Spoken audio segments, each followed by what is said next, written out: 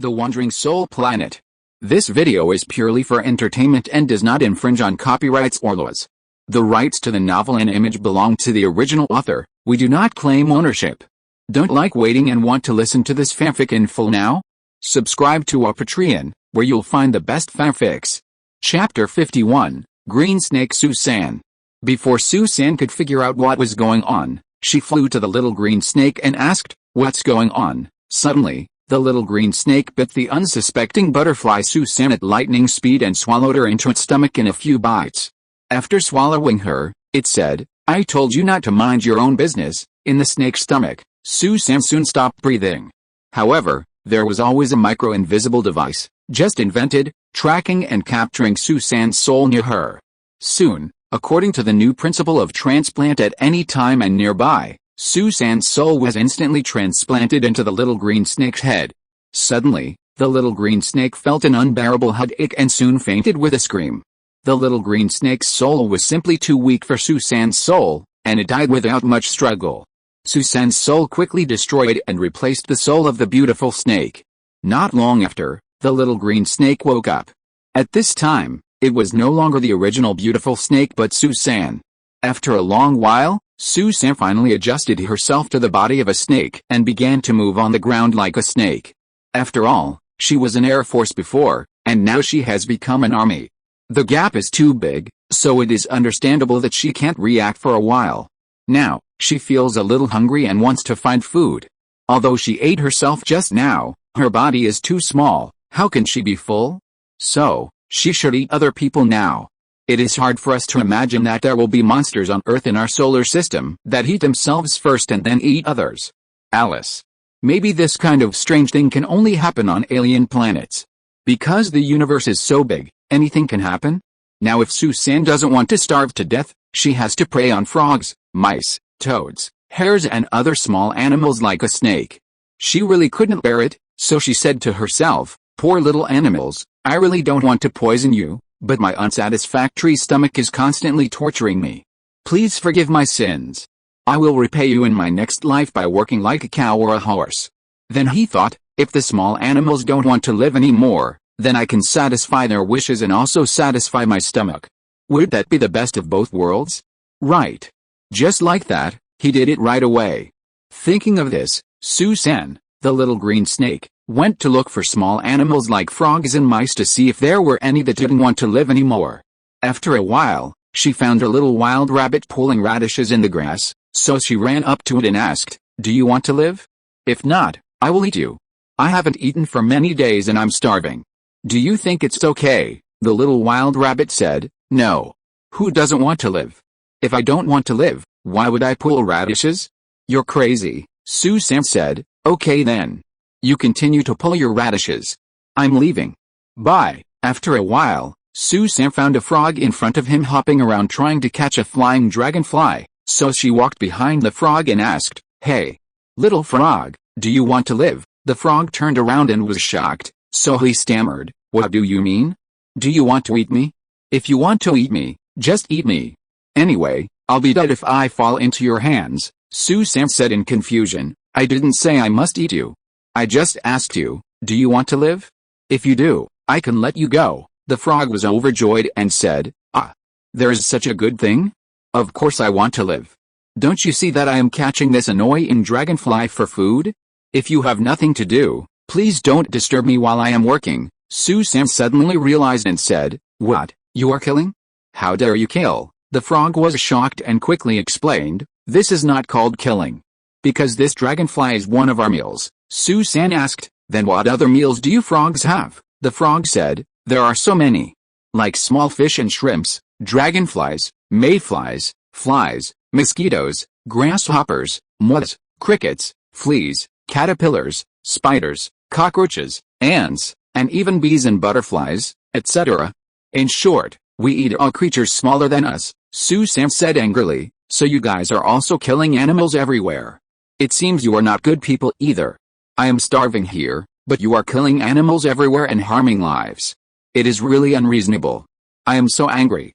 I want to eat you." Then, Susan quickly pounced on the frog and swallowed it into her stomach in one gulp, at least to satisfy her internal organs. From then on, Su-san put away her Buddha's heart and ate whatever she wanted without hesitation. A perfect poem, a post, a content, a book, a forum. Soon, she was completely and formally integrated into the snake society, and was no different from ordinary snakes.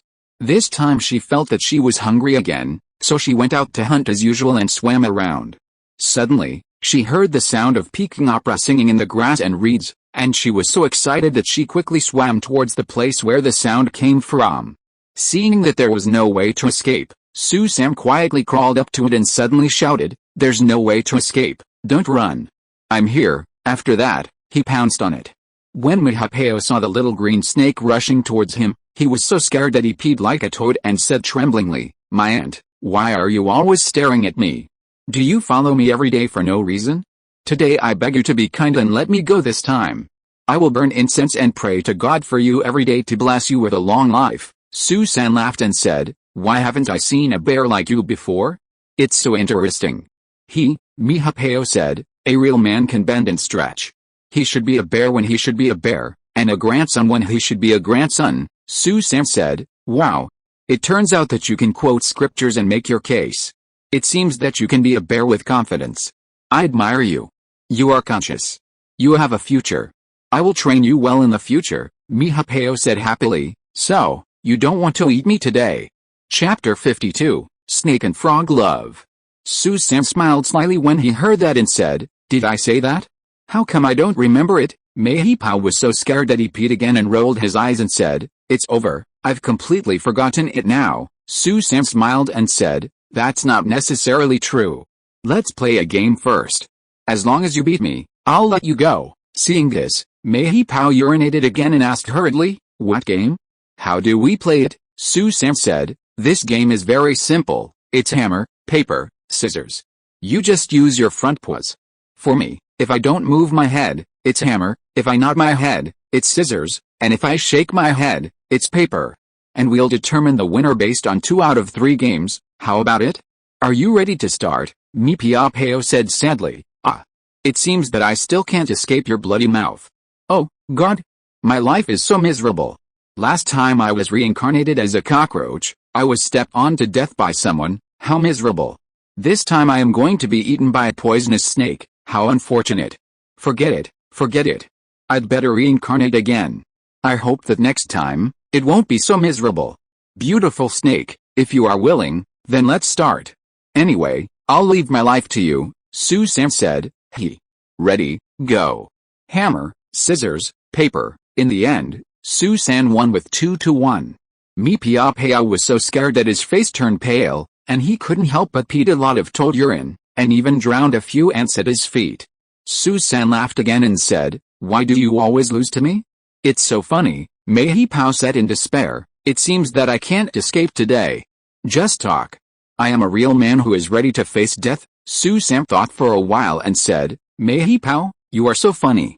If you are really not afraid of death, then why did you piss yourself just now?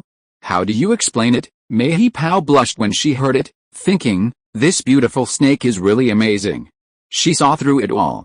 It seems that it is not easy to fool her once. What to do?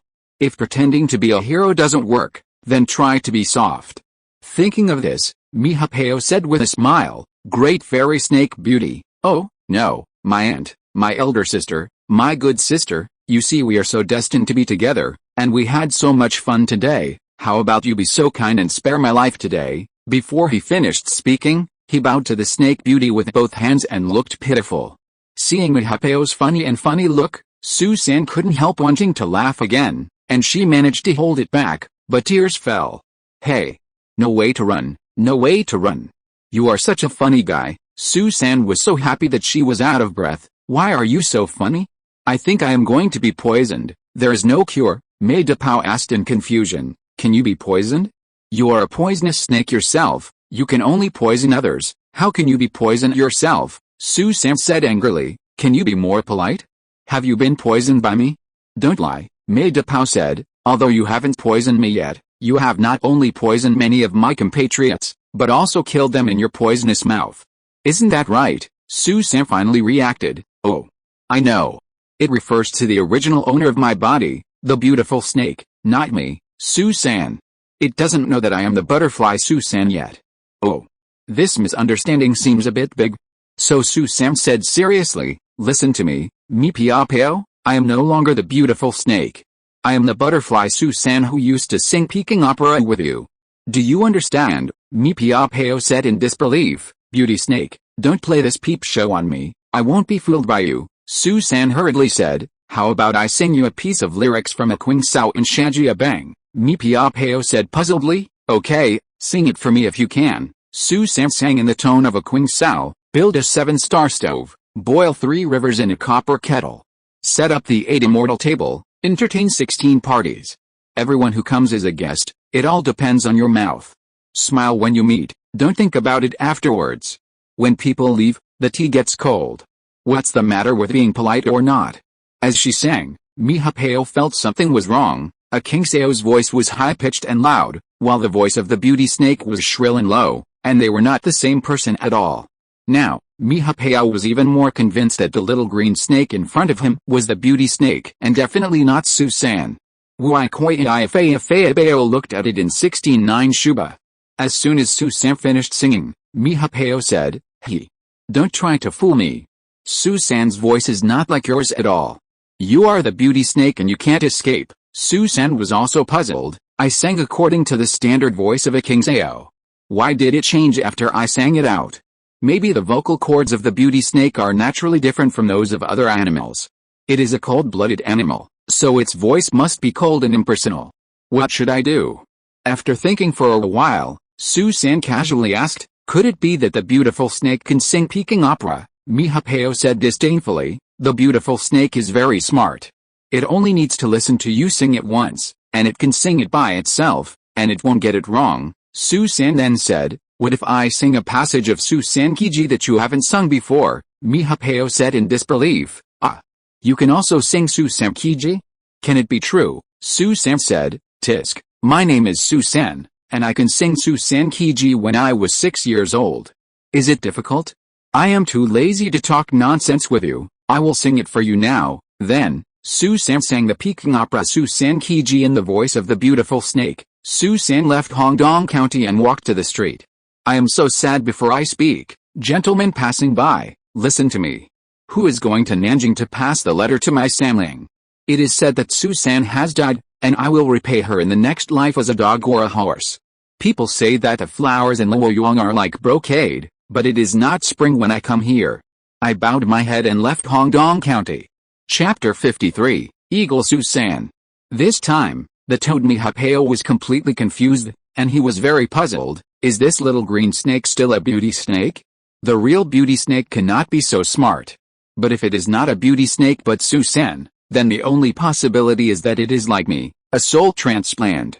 Mi Hapeo said embarrassedly, so you are the transplanted one. Susan's mind was like a mirror, and he immediately said, yes, that's right. It's the soul transplant. It knew that Mi Hapeo was a little clever, so it deliberately only said half of the sentence to see if Susan knew the meaning of the whole sentence.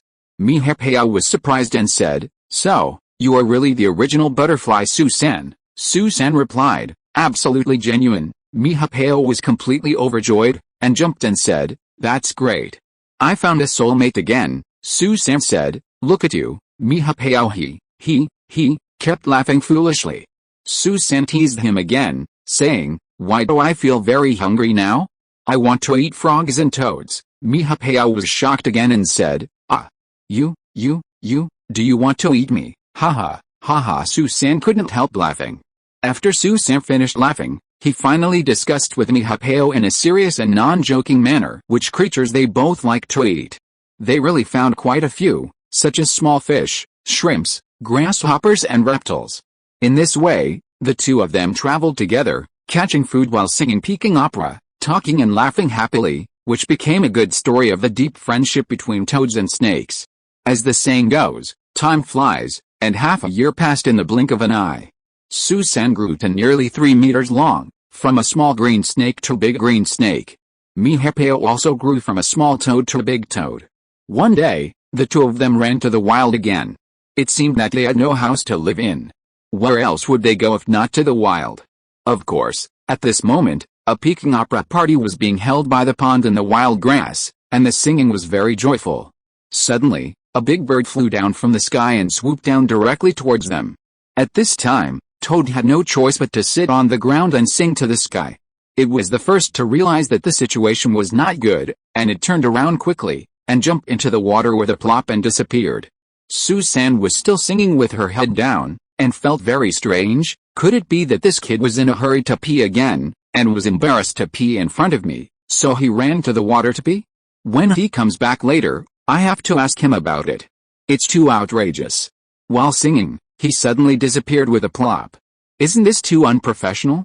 Before Susan could figure it out, she suddenly felt something grabbing two parts of her body, and she flew into the air.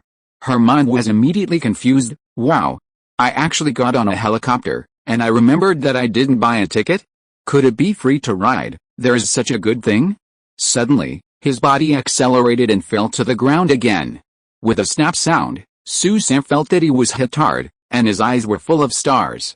His whole body was broken and he was in great pain. When Susan was caught again, he finally realized that he might be caught by the eagle and that he was in danger. When Susan fell to the ground for the second time, his skin was torn and he fainted immediately.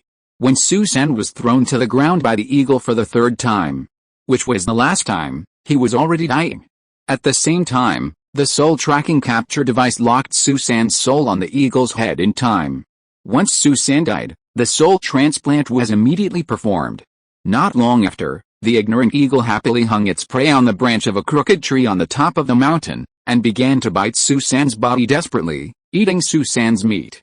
What's more, not only did it eat it itself, but it also asked his wife and 2 children to share this delicious meal of snake meat. But what it never dreamed of was that this was its last dinner. Soon, the male eagle felt that his head was getting more and more painful and heavy, and his consciousness was getting more and more blurred. Just when he was about to lose consciousness, he felt a female voice in his head saying, "Boy, you didn't expect it, you've got into big trouble. If you eat me, you will die. From now on, I will borrow your body and dominate your consciousness, and your consciousness will gradually disappear. But don't worry. I will take good care of your wife and children for you." The male eagle soon fainted and fell into the bird's nest on the branch. The female eagle was frightened and hurriedly shouted, "Husband, husband, what's wrong with you? Don't scare me." She also hugged the male eagle's shoulders with her wings and gently stroked its back. No mistake, 1 song, 1 post, 1 content, 1 6, 1 book, 1 bar, 1 look. After a while, the male eagle woke up, but now it was no longer the female eagle's original husband. It became the male eagle Susan. At this time, Susan saw the female eagle's caring eyes, and couldn't help but feel warm in his heart. He immediately realized that he should switch to a new role. It looked at the gentle female eagle with grateful eyes and said, "Ah, it's nothing. Maybe I have a little hypoglycemia. Drink some sugar water and take a rest and I'll be fine." The female eagle asked, "Where's the sugar water? We are birds, not humans." The male eagle Susan sighed and said, "Hey, let's not talk about humans. Even birdmen are better than birds." The female eagle said, "Of course. But I heard from my mother's mother that there are indeed birdmen on our yoga, but they live very far away from us, maybe tens of thousands of miles away and across several oceans." The male eagle Susan asked hurriedly, "Ah, is this true?" The female eagle said, "I lied to you that it was a crooked bird. Hey, don't ask so many questions. You are not in good spirits now, so take a rest. In addition, strengthen your nutrition. There is still some snake meat left. You should eat it all. This is the best protein, nutritious and delicious. Don't waste it." The male eagle Susan looked at the corpse of his previous life and wanted to vomit. How could he eat it? Chapter 54, The Virtuous Female Eagle. Susan frowned and said with disgust, "You guys eat more, I'm full. I need to sleep for a while. Oh, I'm so tired." Seeing this, the female eagle had no choice but to say, "Okay. We'll eat for you. Children, come and eat more." There was no conversation all night. In the early morning of the next day, before dawn, Susan woke up and found that his wife and children were still sleeping soundly. It turned out that he woke up because he was hungry. After all, he didn't eat much last night and fell asleep. Waiting for dawn was not a solution. He stood up unsteadily, flapped his wings, and began his first flight in history. Although his flying posture was very clumsy and ugly, like a drunkard, even if you haven't eaten pork, You have seen pigs run, plus the incomplete memory left by his predecessor, the male eagle.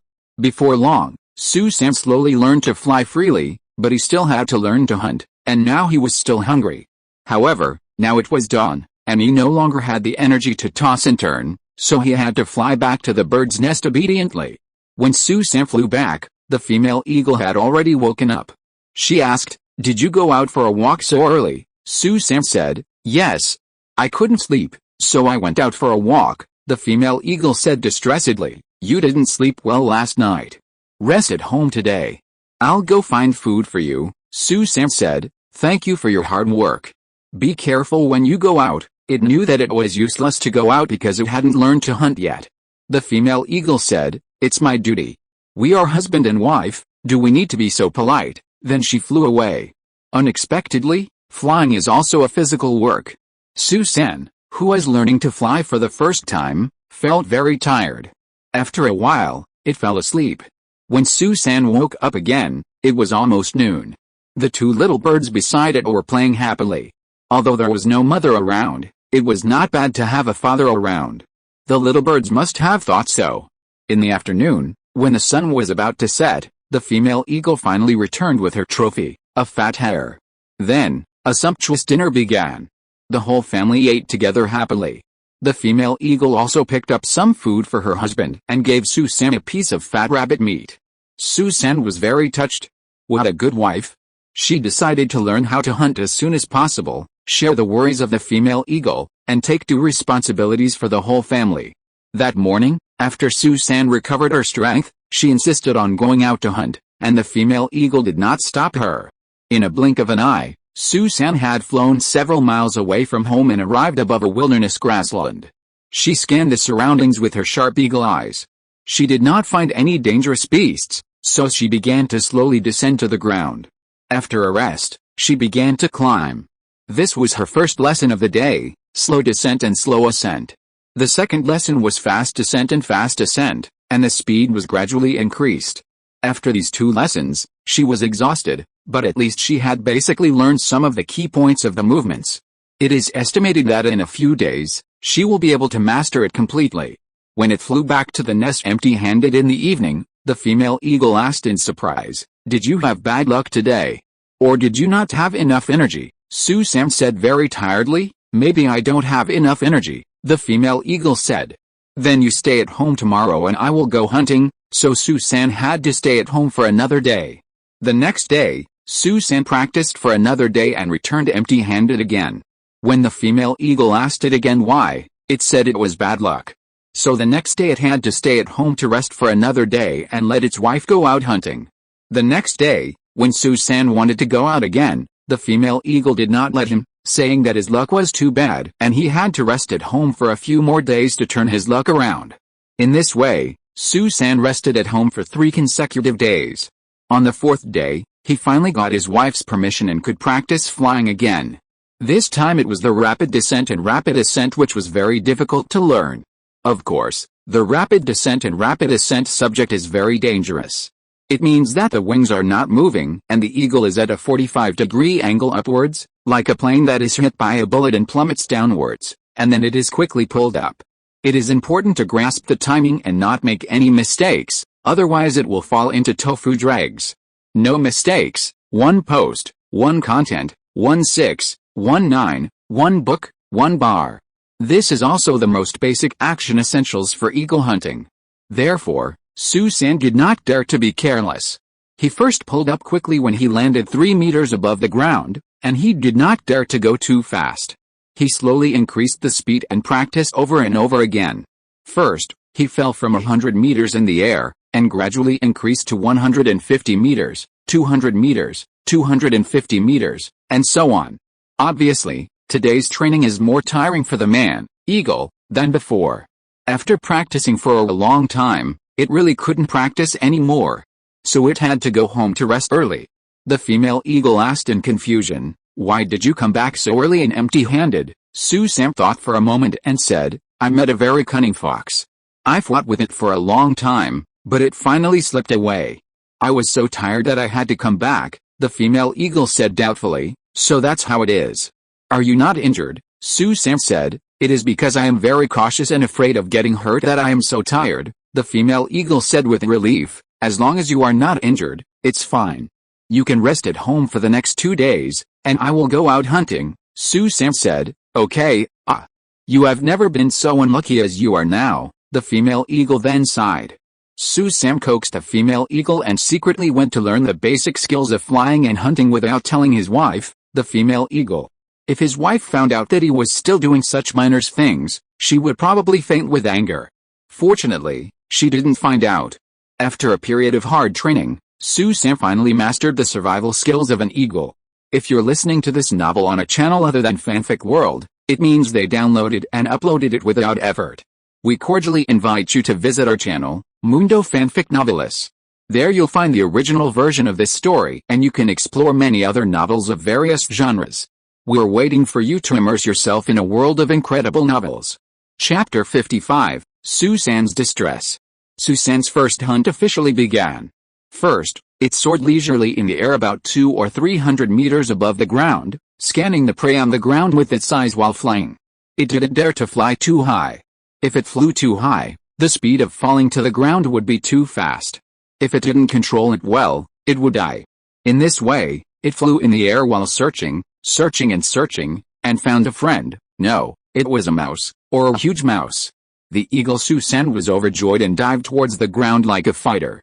It seemed that it was about to catch the big mouse. Suddenly, it found that there was a big flower snake in front of the mouse, waiting for it. Seeing this, it hurriedly pulled up its hard-earned fighter. Because it knew the truth of the mantis preys on the oriole behind, if it became the big snake's meal for the stinky mouse, it would be a loss of the big for the small, which was not worth it. After it returned to the air, it continued to monitor the situation on the ground in the air. This time, it found that the big snake had indeed caught the unfortunate mouse and was swallowing it. This was a once-in-a-lifetime opportunity, and it would be too late to regret if it didn't seize it now.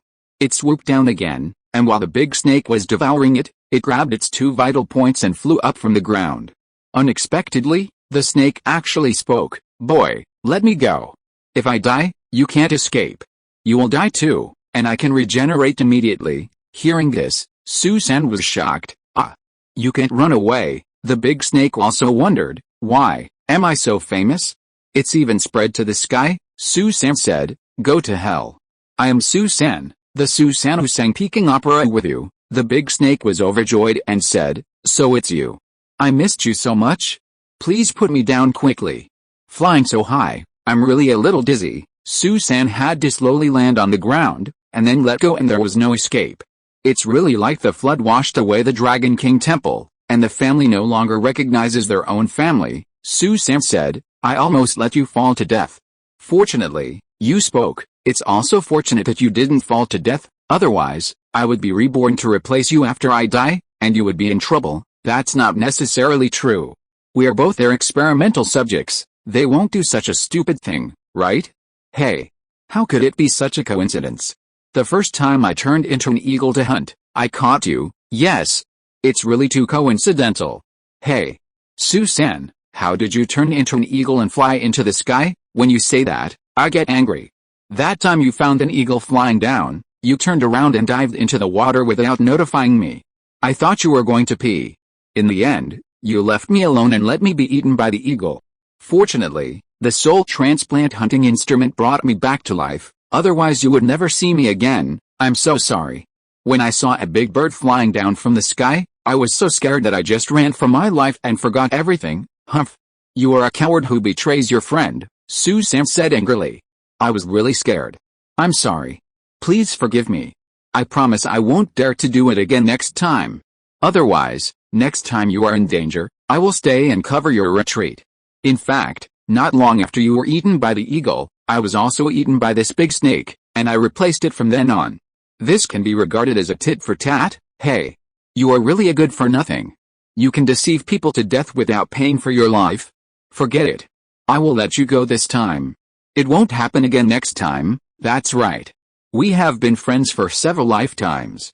Yes, we should cherish it. Stop talking nonsense. I ask you, how do you plan to live in the future? As for the future, we can only take one step at a time. You are so useless, and you still say you are a real man all day long, Su-san laughed. Hey. Su-san, I want to ask you, are you a male eagle? Or a female eagle? Asked Su-san with his eyes rolling around. Of course I am a male eagle. Is there a problem? Don't you think it's not? Su-san asked puzzledly. I didn't say you don't look like it. What I mean is, since you are a male eagle, your wife is a female eagle. Although you can't eat me, it doesn't mean that your wife can't eat me. Let her eat me. What are you up to now? Can't you see it? After your wife eats me, I can replace her. In the future, I will be your wife, and we can fly together, play the sheng and drum together, play the kin and kin in harmony, and the phoenix and the crane sing in harmony, the husband sings and the wife follows, and grow old together. Become a loving couple who will never separate. Don't you think this prospect is very tempting? Humph. It's a nice thought. Go and dream your big dream. I'm leaving. Su-san finished speaking, and then flapped her wings and flew away. Hey. Don't go. I haven't finished talking yet. Such a wonderful plan, we should discuss it together, Mihapeo shouted anxiously after seeing Su-san fly away. After a while, it thought again, since Su-san is unwilling to cooperate, then I can take the initiative. Yes, I will plan it carefully. Besides, after Su-san knew about Mihapeo's so-called perfect plan, she was always uneasy.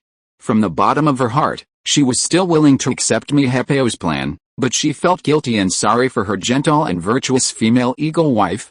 This made Su-san feel very embarrassed and depressed, so that he no longer had the heart to catch prey, and returned empty-handed. Seeing that it returned empty-handed again and looked sad, the female eagle thought it was sick, so she came up and asked with concern, "Are you feeling uncomfortable? Let me take a look." She looked at its body again and again, touched it again and again, but found nothing unusual. She said even more puzzledly, "Does it have any psychological burden, or is it frightened by something? Can you tell me about it?" Su-san was depressed and irritated because she really didn't dare to tell her the truth. Chapter 56, The Female Eagle Falls into Trap. Su-san looked at this virtuous wife whom he had just met for a short while seriously. After a while, he said to her, "When you go out hunting in the future, you must not catch a big, ugly snake." "Why?" the female eagle asked puzzledly. "Don't ask so many questions. In short, you should keep a distance from it. Otherwise, your life will be in danger." "Is it very powerful? Or is it poisonous? More terrible than you think, really? Are there such vicious snakes?" "I don't believe it. Some things are more powerful than you know. In short, you must remember my words. Don't touch it, okay? I won't touch it. I can avoid it, right? That's right. Okay, I'll go hunting tomorrow." "No. Let me go out hunting, and you stay at home. If we rely on you to hunt, our whole family will starve, then you must remember my words. Don't touch that big snake," Su-san said. "I see. You're so nagging, just like an old lady," the female eagle said disapprovingly. In the next few days, the female eagle mother flew out to work, while the male eagle father stayed at home to take care of the children. After a few days of fear, Su-san saw that nothing unexpected happened, so she slowly put her mind at ease. The female eagle went out to hunt, and indeed found a gray and earthy big flower snake, which was slithering around on the ground without fear. But she always remembered her husband's words and did not dare to attack it rashly. She just observed it in the air for a few days to see what amazing skills this snake had. After a few days of careful observation, she did not find that it had any amazing power. It preyed on some small animals like ordinary snakes, and it would run away when it saw characters that were more powerful than it, such as cobras, pythons, big lizards and crocodiles. Whenever the female eagle saw the big flower snake running away in fear, she couldn't help laughing, and seemed particularly happy and cheerful.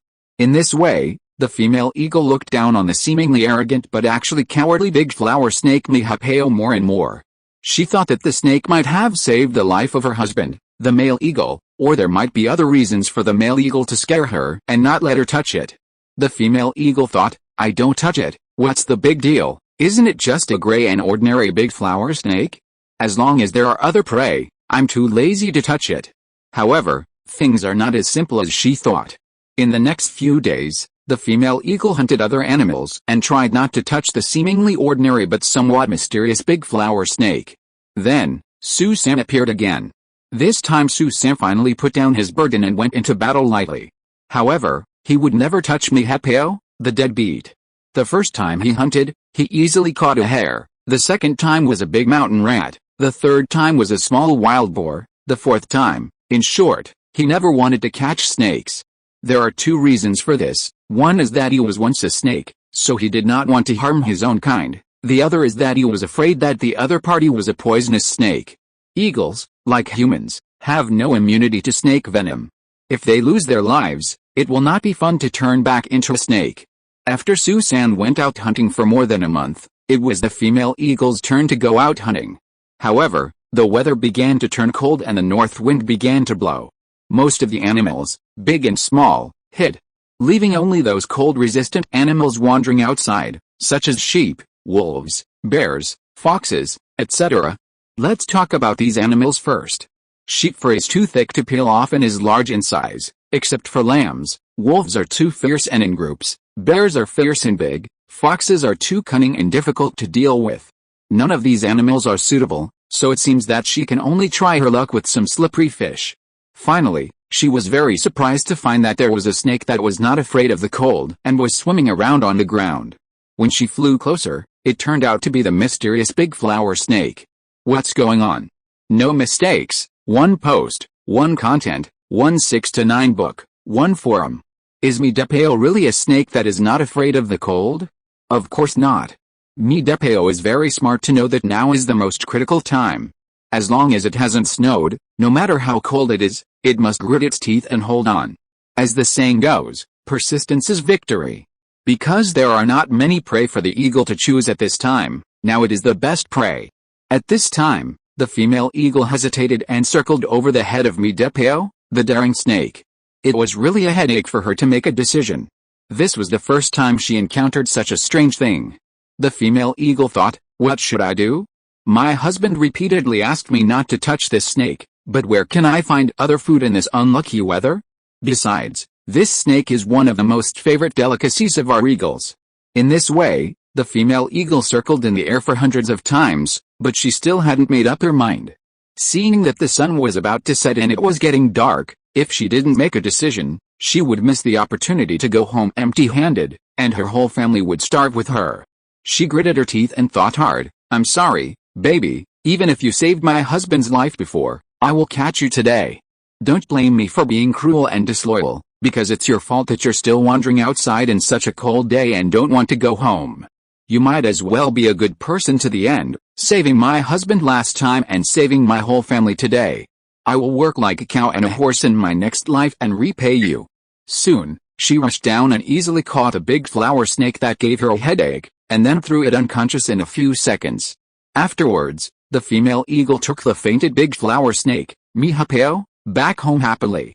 But when Susan saw that she actually brought mi depeo home, her jaw dropped. The female eagle smiled guiltily and said, Are you surprised to see that I am going to eat your savior? You can't blame me. It was the only one who made it wander outside in such a cold weather. Isn't it courting death? The male eagle Susan stammered. It's not my savior. It's just a good friend from my previous life. Chapter 57, Reincarnation of a Female Eagle. So that's how it is. That's even more alright. The past life is the past life, and this life is this life. Why do we care so much? The female eagle said happily. At this time, the big flower snake mi depeo had gradually woken up. It said painfully and with difficulty, Ouch! It hurts so much, I don't want to live anymore. Come and eat me. Thank you all. After that, it fainted again. A little eagle was surprised and said, Mom and Dad, this snake asked us to eat it quickly. Is it stupid because of the pain? The female eagle said, It's not stupid, but it can't stand the pain and wants to die early and reincarnate early. Then let's fulfill it as soon as possible. Wait, after Susan finished speaking, he walked to the female eagle sadly, and said to her with tears in his eyes and softly, for fear that the little eagle could hear, Wife, I am sorry for you. I didn't tell you the truth. In fact, I am not your real husband. Hey. How can I tell you? So, it simply told her the whole story between itself and mi depeo. The female eagle was stunned and didn't react for a long time. She murmured to herself, How could this happen? How could this happen? Oh my God. Finally, she screamed in pain and fainted. At this moment, the big flower snake had no way to escape and died. Its soul successfully entered the female eagle's mind. suppressed and dominated the original female eagle's soul, and successfully achieved the soul switch. At this time, a little eagle said to Susan, "Dad, are we going to have dinner? My stomach is deflated. Mom fainted and didn't eat." "Shouldn't we all eat?" Susan hurriedly said. "Eat? How can we not eat? I will eat with you." Then it used its sharp eagle beak to tear off the snakeskin on the big flower snake, revealing a large piece of white and tender snake meat inside, and ate it happily with the two children. After a long time, the female eagle woke up and found that everyone was eating snake meat. She was stunned and didn't react for a long time. She thought, "How come everyone is eating my meat happily, but I don't feel any pain at all? Oh, how did I become an eagle? Oh, I remembered, I started a new life again. My perfect plan finally succeeded. Wow, it's great." Thinking of this, the female eagle cheered and jumped for joy, and danced disco. No, it was an original street dance. The two little eagles who were eating were all stunned when they saw their mother's unusual behavior. Seeing this, Susan frowned and said, "Well, child's mother, are you sick? What's wrong with you? Come and eat." Mihapeo said indifferently, "You eat yours.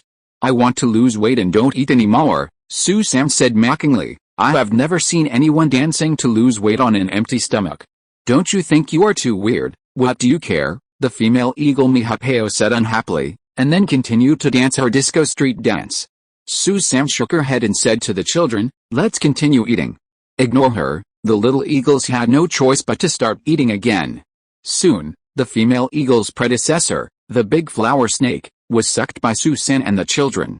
But the female eagle's charming dance had not yet finished. Susan couldn't bear it and said, "Children's mother, you dance so hard, don't you feel tired?" The female eagle heard it and immediately stopped and said, "Now that you said that, I really feel a little tired." Susan knew that she was deliberately trying to find a way out. So she didn't expose her, but said, "In that case, then go to bed quickly. I see that you are tired today and haven't eaten anything, so I will go hunting tomorrow, and you can take care of the house and the children for me. Is that okay?" The female eagle readily agreed. "Of course it's okay. I just took the opportunity to have a good rest. Oh, I'm really tired." Then she fell asleep. Early the next morning, Susan's male eagle got up and flew to hunt. But it wandered around for most of the day and went to many places, but didn't find any suitable prey. Could it be that the animals we usually eat have gone for the winter? Maybe. Anyway, I have never been lucky. I should go back and discuss with a fake female eagle to see if there is any solution. Thinking of this, Susan flew back home. However, before reaching the door of the house, he looked from a distance and found that the female eagle was quarreling with the two children. Susan hurriedly flew over and asked, "Are you bored? You actually quarreled with the children. Do you act like a parent?" The female eagle hurriedly explained, "Who said I was full? I was obviously hungry." "Aren't you lying with your eyes open?" Susan hurriedly explained, "What I mean is, you should not quarrel with children. You should behave like a parent. No mistake in one poem, one post, one content, one book, one forum, 1619, one book, one forum, one look." The female eagle said, "I didn't quarrel with them. I was just arguing about a name." Susan asked, "What name?" A young eagle interrupted, "We said that Mom's name was originally Dongfang Miling, but Mom insisted on changing it to Dongfang Bubei." Susan looked at the female eagle and said, "Is that the case? A name is just a symbol. Is it necessary to change it like this?" The female eagle said, "I don't mean anything else. I just think the name Dongfang Miling is too feminine, and I want a manly name." Susan asked, "Are you a man now?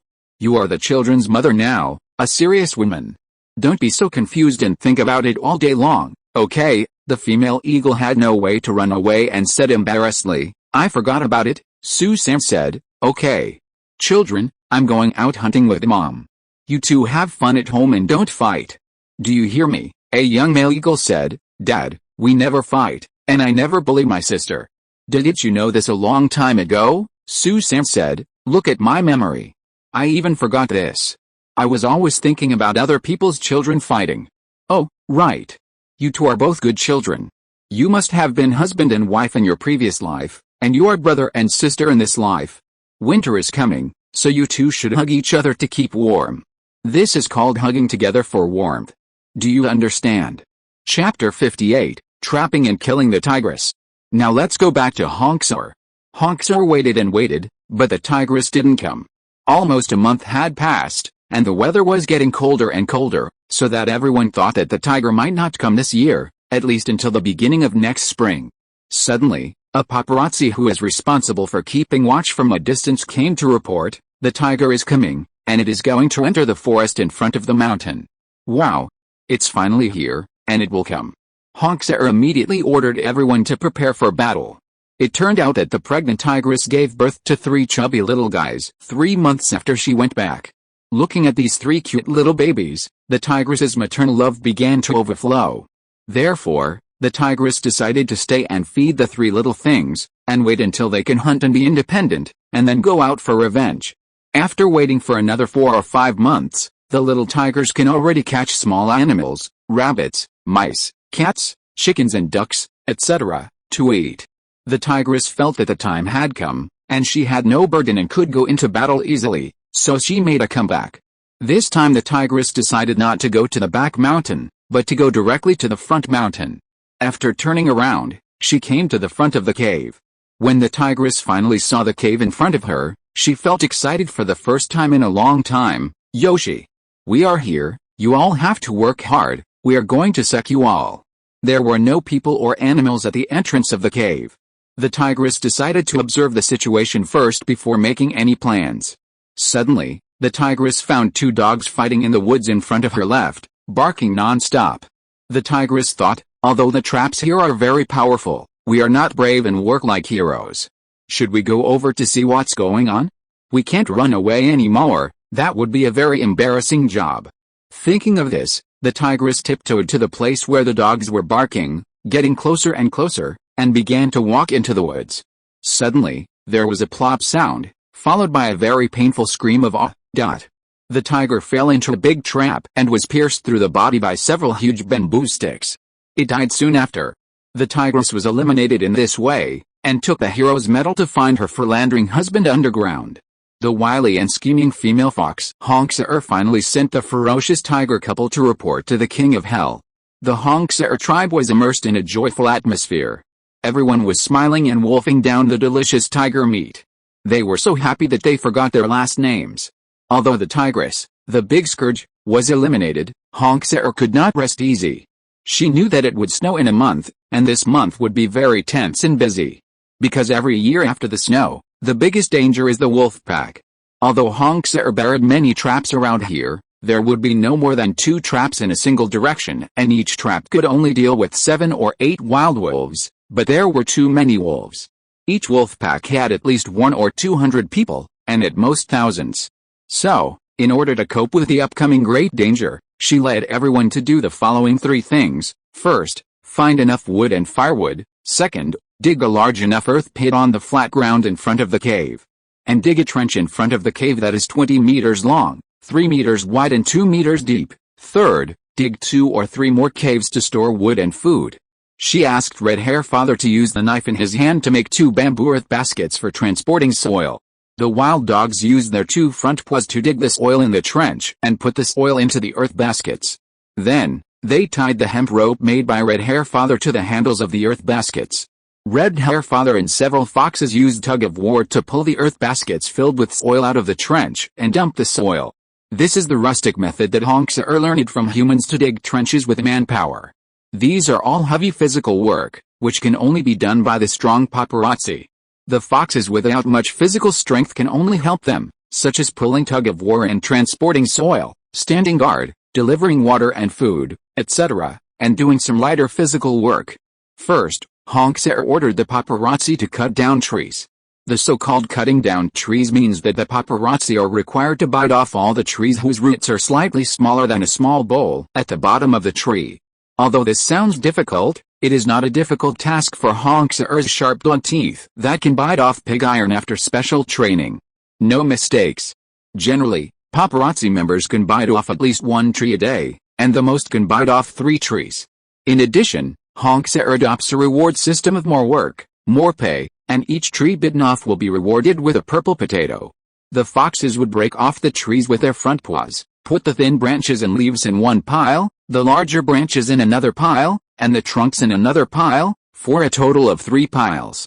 The thin branches and leaves would be used to start a fire to prevent wolves, the larger branches without leaves would be used to burn for heating and cooking, and the trunks would be used to make wooden bridges and fences. This operation lasted about 10 days, and a total of 300 trees of all sizes were bitten off. Next, Hongsar asked the paparazzi to use their front paws to dig trenches to protect the cave. This operation required the most work and the longest time. It took them 15 days to barely finish the work. At this time, Red Hair Father had already used the knife in his hand to make 3 wooden bridges that were half a meter wide and 4 or 5 meters long, as well as the fence in front of the cave. The only thing left for the remaining few days was to dig holes. When they hurriedly dug 2 caves, it had already started snowing, and winter was coming. At this time, they still had to dig a large pit on the flat ground in front of the cave. However, the ground was frozen and hard, making it unsuitable for digging. Hongsha had no choice but to pile up the thin branches and leaves on the flat ground, build a wooden bridge over the trench, and hide the other 2 in the caves. All the food and new branches were placed in the 2 newly dug caves. Chapter 59, A Hard Fight with Wolves. The snow was getting heavier and heavier, and the snow outside the cave was getting thicker and thicker. It was white everywhere, and the silver-clad mountains and rivers nearby were dressed up in an especially charming way. Everyone was roasting fire in the cave, eating barbecue, and watching the beautiful scenery outside the cave. For this group of non-humans, it was really a fury-like day. 3 days later, in the middle of the night, the call of wolves came from a distance, one after another, as if the wolves were calling their troops. Fortunately, Hongsar had taken precautions in advance and removed the wooden bridge every evening. At this moment, when she heard the call of the wolves, Hongsar asked everyone to get up and prepare for battle. Soon, pairs of green eyes appeared one after another on the flat ground in front of the trench outside the cave, and the wolves finally appeared. The number of wolves gathered more and more, and Hongsar ordered the foxes to throw dry branches with leaves less than half a meter long to the flat ground outside the trench, which was more than 3 meters wide. As long as they were thrown over the trench, they would be fine. As branches flew over the trench, a small mountain of dry branches with leaves was piled up outside the trench. Then, Hongsar ordered the foxes to fire rockets ignited with resin at the pile of dry branches. In a blink of an eye, the small mountain of dry branches with leaves gradually burned. The wolves had never expected such an accident, and they retreated quickly, but did not leave.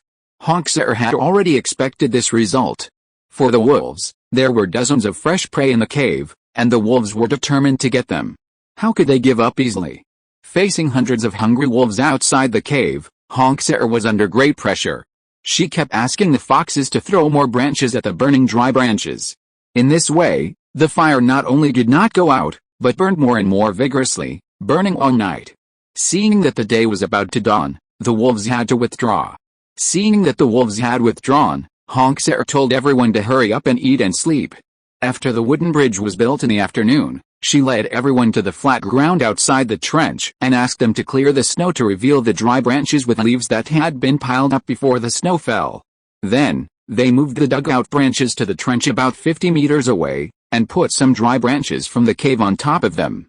At the same time, the red-haired old man led the team to see which traps had killed wild wolves, and brought the dead wolves back to the cave so that they could skin them and roast them.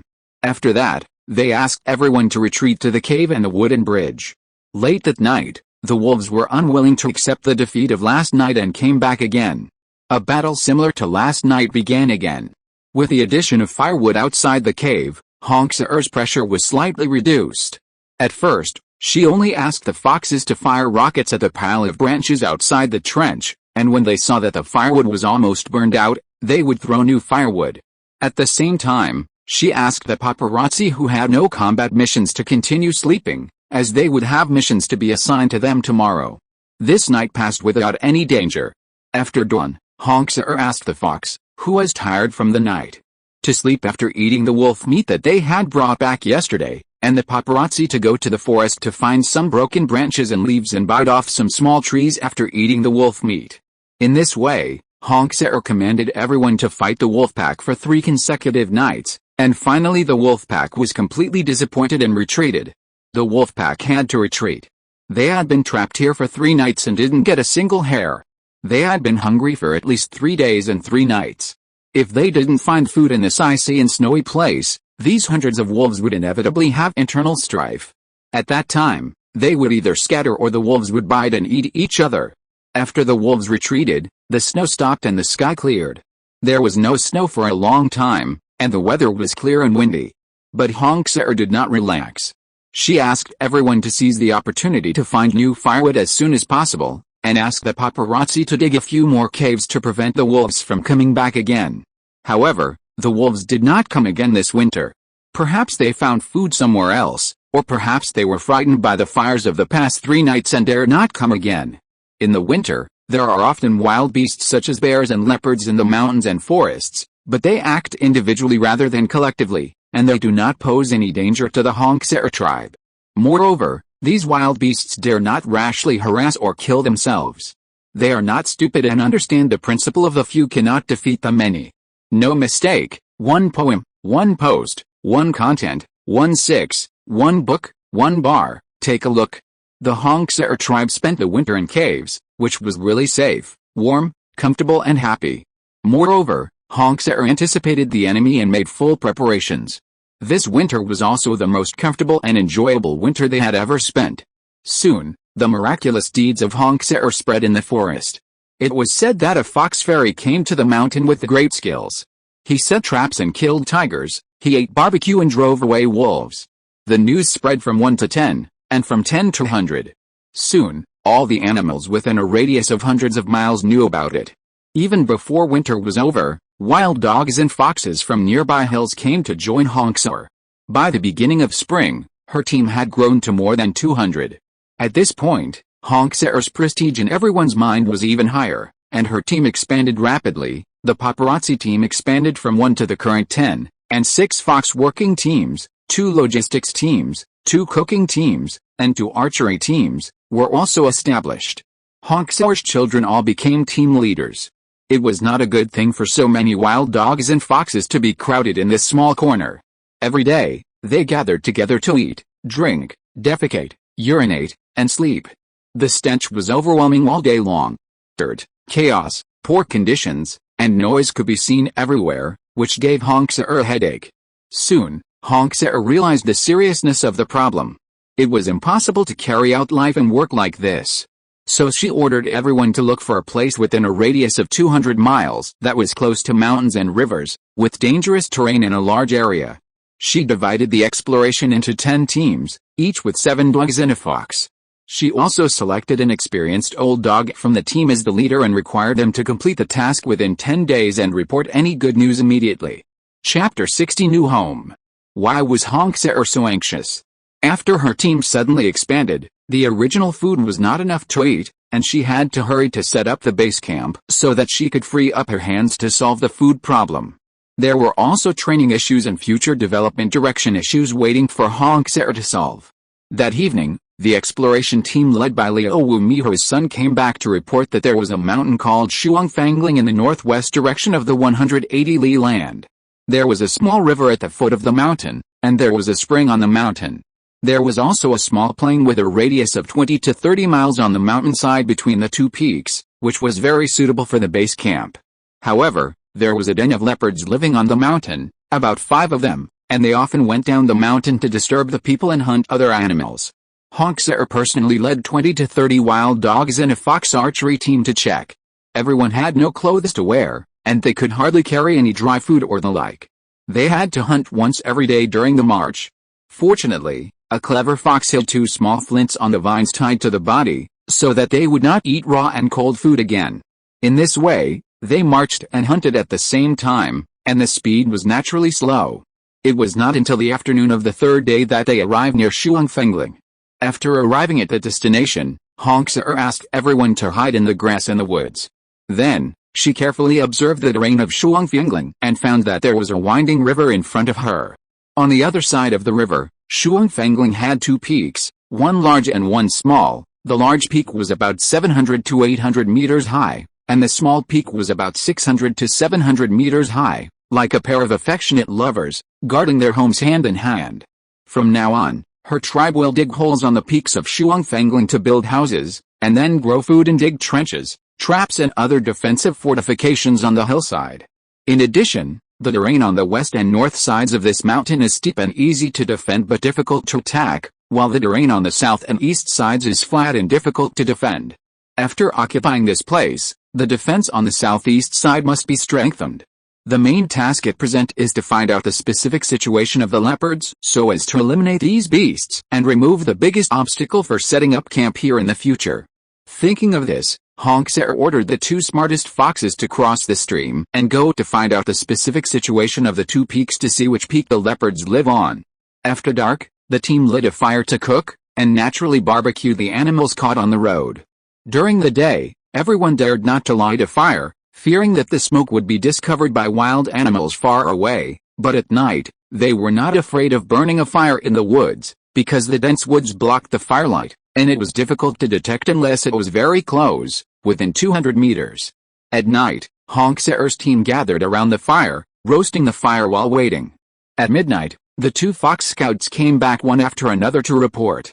The report said that the leopard lived in a leeward cave near the top of the mountain. Each time it went out, it was only one leopard, and it was rare to see more than two leopards going out at the same time. When it went out, it usually took two roads, one large and one small. The large road turned many corners to the plain forest on the mountainside, and the small road went straight to the large forest behind the mountain.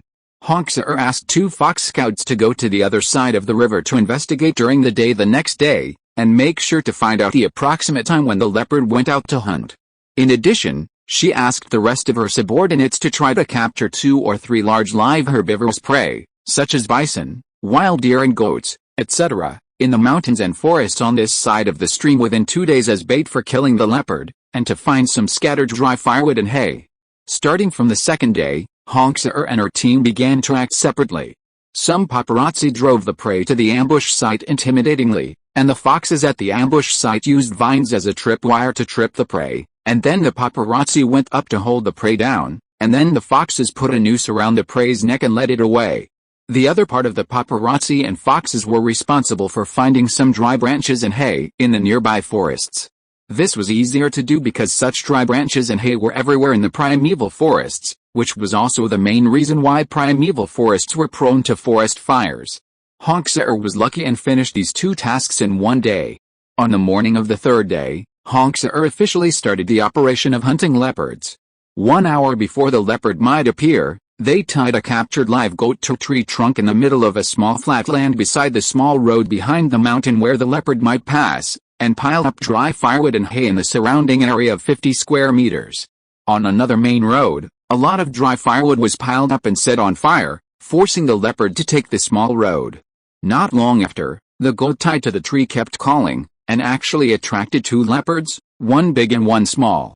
Then, the 2 leopards jumped over the firewood piled around and pounced on the goat tied to the tree, and soon bit the goat to death and ate it.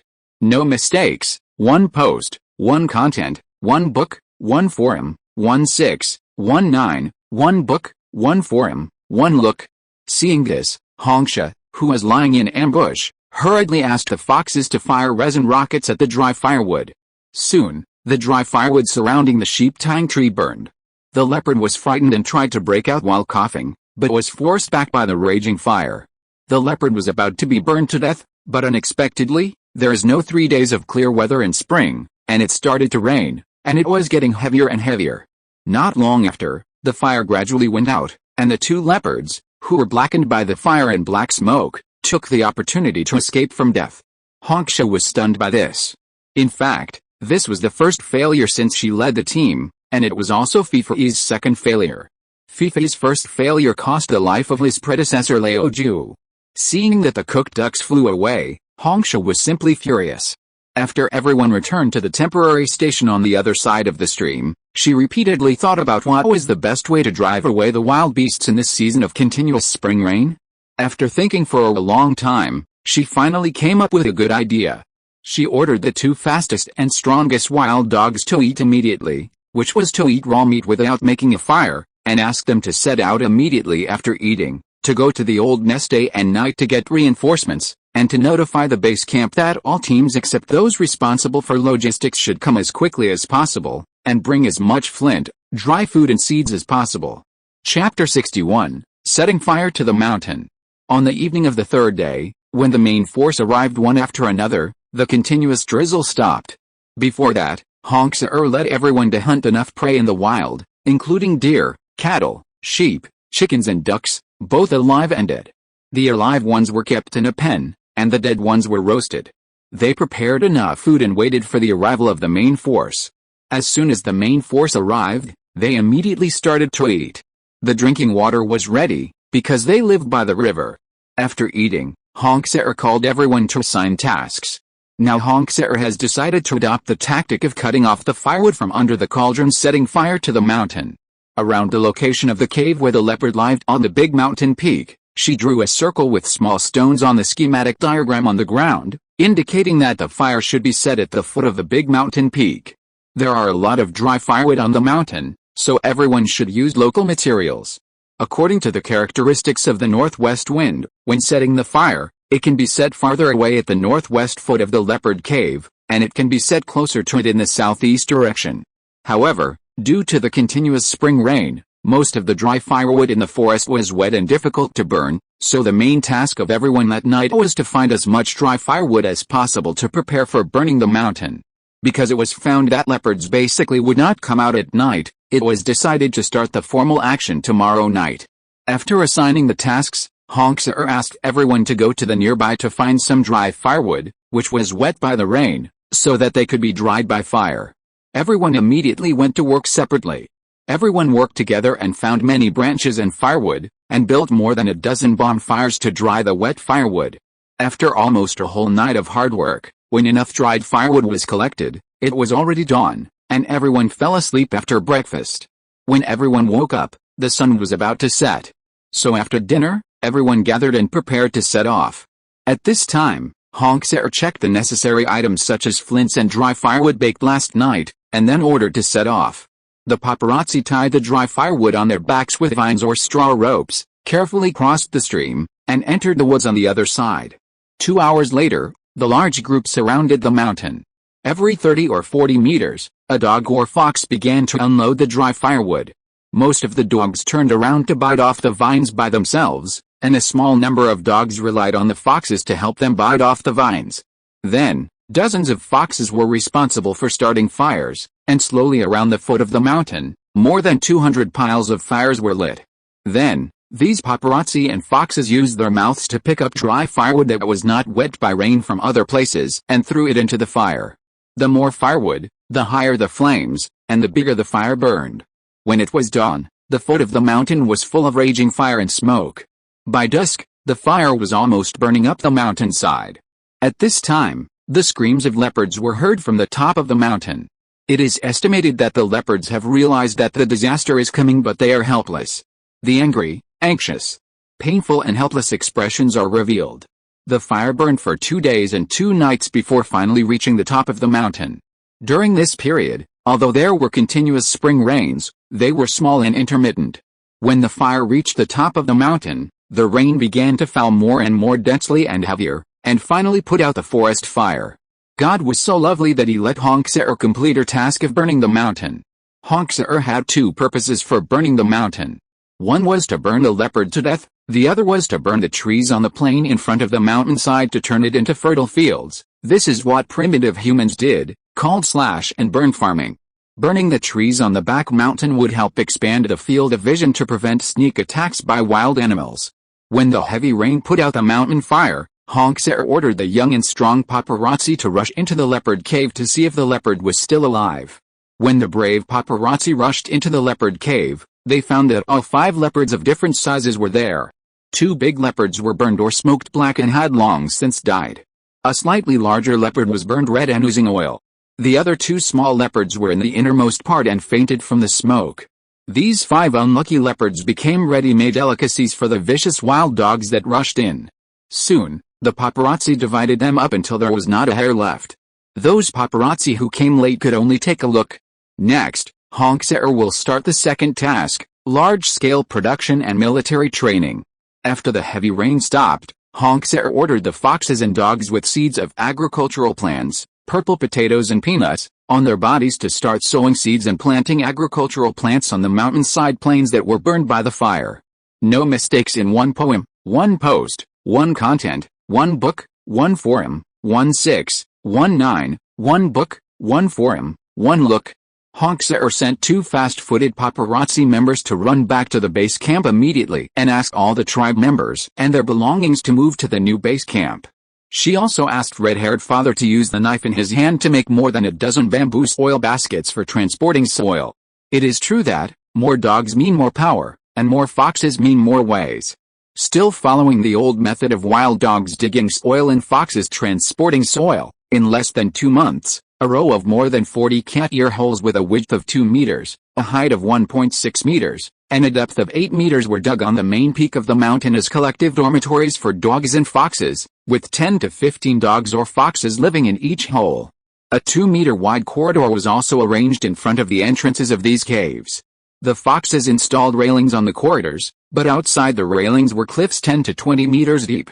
In addition, the original leopard cave at the peak was expanded and renovated to become Hongsar's residence for office, life and meetings.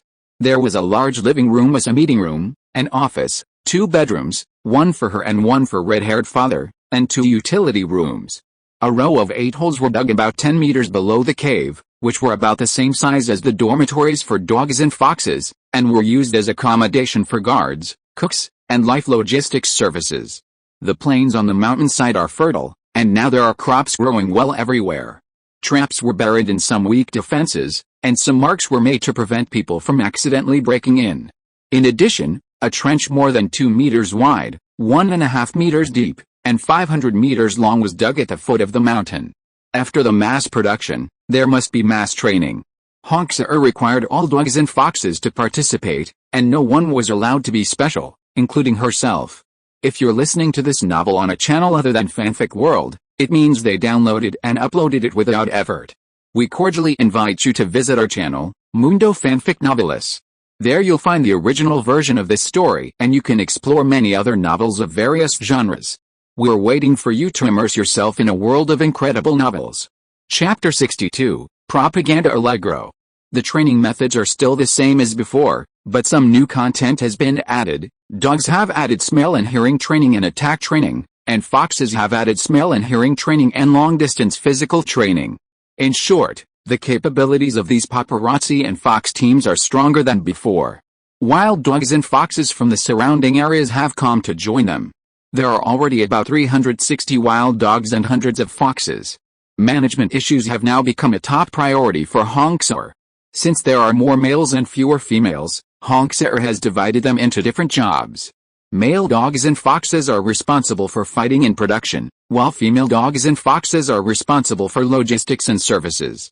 In this way, 20 paparazzi teams, combat and production teams, each with 15 male dogs, 8 fox working teams, including 4 archery teams, 2 reconnaissance teams, and 2 cooking teams, each with 10 male foxes, 4 logistics teams, 2 guard teams, 2 service teams, each with 15 female dogs, and 2 fox service teams, responsible for logistics support, technical training, intelligence transmission and other miscellaneous tasks, each with 10 female foxes. Finally, Hongsar decided to use the 2 guard teams, each with 15 female dogs, as her own guards, and stationed them at the guard accommodation about 10 meters below the nearest cave entrance. The rest of the caves were used by the 2 fox service teams for living and storing daily necessities and as kitchens. Then, the 2 wild dog service teams were disbanded and reorganized into 3 guard teams, each with 10 female dogs, 1 for each of the 2nd child Teohua, the 4th child Lianhua, and the 5th child Mihua. In addition, Hongsar also stipulated monogamy, and members below the captain were not allowed to talk about love. Those above the captain could talk about love, but the marriage must be approved by Hongsar herself. In this way, Hongsar firmly controlled this team of nearly 500 fox friends. It is said that since the expansion of the team, 3 handsome foxes have come to the fox work team, 1 with a black nose nicknamed Paimaliu, 1 with a white nose nicknamed Erlangzi, and 1 with a red nose nicknamed Guazili. They are all captains and they all think they are the best foxes to pursue Hongsar. Paimaliu is the captain of the cooking team, Erlangzi is the captain of the archery team, and Guazili is the captain of the reconnaissance team. That day, 3 team leaders walked into Hongsar's cave for a meeting. As soon as they arrived at the cave entrance, they started singing without stopping, "Don't be too busy, Take care of your health and stay safe. Don't eat, drink, defecate, urinate or sleep well, or you will finish your work before you finish your work. Eat well, drink well and sleep well, and you will be happy at work. Our business will prosper, and the wise fox fairy will be the king. Honksar was in a good mood after hearing this. She said with a smile, Paimalu, your lyrics are getting smoother and smoother. Do you want to change your career to singing opera? Paimalu nodded and said, thank you for the compliment. I just made it up for fun. I'm sorry to make you laugh, Honksar said. Hey. I'm not making fun of you. I'm telling the truth. Do you want to give it a try, Paimalu? Really? That would be great. But what about my job? Honksar said. That's easy. Find a fox to replace your job. And then come to me to report, Paimalu said excitedly. Hi. Okay, after that, he immediately ran out of the cave to find a fox to replace his job. Soon, Paimalu was appointed as the leader of the propaganda team by Honksar, and asked to be responsible for the preparation of the art troupe and let him serve as the head of the art troupe. Paimalu went back immediately and selected beautiful female foxes and female dogs to join the art troupe. It temporarily selected 12 members and applied to Honksar for approval, but 4 were deleted, leaving only 8 members of the art troupe. Next, Paimalu spent a few days compiling the following jingle songs and applied for approval again. This time all the lyrics were approved, and Honksar also invented, plagiarized, Shandong Kwaban for Paimalu to use when singing. In this way, when Paimalu sang with bamboo clappers, the 8 members of the art troupe, dogs and foxes, danced beside him. The lyrics are as follows: if you are said to be stupid, you will be annoying. If you are said to be annoying, you will be barbaric. Foxes have habits, you don't have to talk about them, and dogs have shortcomings that you can't finish talking about. A toad loves to jump into the pond, and 2 toads call annoyingly. 8 toads follow you. Do you think this is annoying? Frogs call to make toads jump, and toads fart without shame. Bearbutts are not afraid of being ugly, and crooked heads are stupid. No mistakes in one song, one post, one content, one book, one forum, 1619, one book, one forum, one look. A dragonfly schemes the water without making a sound, but a baby cries for no reason. You know everything when you say you can't do it, so should I cry or laugh? Walking around without doing anything, who has the skills to show off? Just talking without practicing is a lazy dog, and his legs will tremble when he arrives at the battlefield. Not learning and not practicing is a coward, and it is difficult to make a living in hunger and cold. Studying hard and practicing hard will make you skilled, and you will have everything to eat, drink and have fun. I am a fox and you are a dog. We are born friends, we eat from the same pot, and we roar loudly when fighting. Fight side by side and walk together, drink fruit wine when we return victorious, sing songs with a bright future, and hold hands with pride. After getting the bamboo clapper, I practiced hard. In a few days, I mastered the trick. When I was happy, I was inspired to write a few more jingles. A small river meanders, and my singing spreads to all directions. A mountain peak stands tall, and I have to bear my responsibilities. 1 carrot, 1 pit. It is easy to see but difficult to do. Don't panic. It is difficult to achieve anything if you are too ambitious, and all your efforts will go down the drain. Chapter 63, Wild Boar Hunt. If you can do one thing and do 2 things, you are not stupid. If you can eat 1 bowl and eat 2 bowls, you must strictly control the pig head.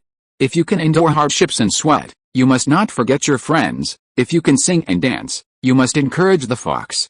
If you can eat, drink and sleep, you must not be lazy. Those who cut corners must be investigated and punished, and those who do things roughly must be corrected. Work hard and don't be late, and strive to be a good man. Ask for instructions early and report late, and you are a good material to satisfy the leader. Come and play the clappers, don't shout when the beauties come. Male and female are not lazy, and there is no need for leaders to supervise. Those who do things well will be rewarded, and everyone will be rewarded for striving to be the first. There are many benefits for hard work, and everyone has a stable job. Soon, the clappers sung by the propaganda team of the flattering art troupe spread to every corner of the base camp. Everyone was excited, which brought great motivation to Honksar's large-scale training and raised the combat effectiveness of her team to a higher level. Now she officially named Shuangfangling Xiafang Mountain, her base camp Xiafang Mountain Village, and she was the king of Xiafang Mountain. In other words, she began to occupy the mountain as the king. Soon, Honksar found that her paparazzi liked to know pork bones too much, and there were few animals such as wild boars among the prey they captured. She thought, can I catch some wild boars and keep them in a pen, so that I can kill a pig whenever I want to eat?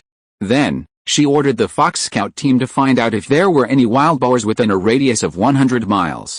2 days later, the scout team reported that there was a wild boar forest called Jiapagao about 75 miles southeast of Xiafang Mountain, where a large group of wild boars lived, about 200, while there were fewer wild boars in other places within a radius of 100 miles, with the largest number being only 20 to 30.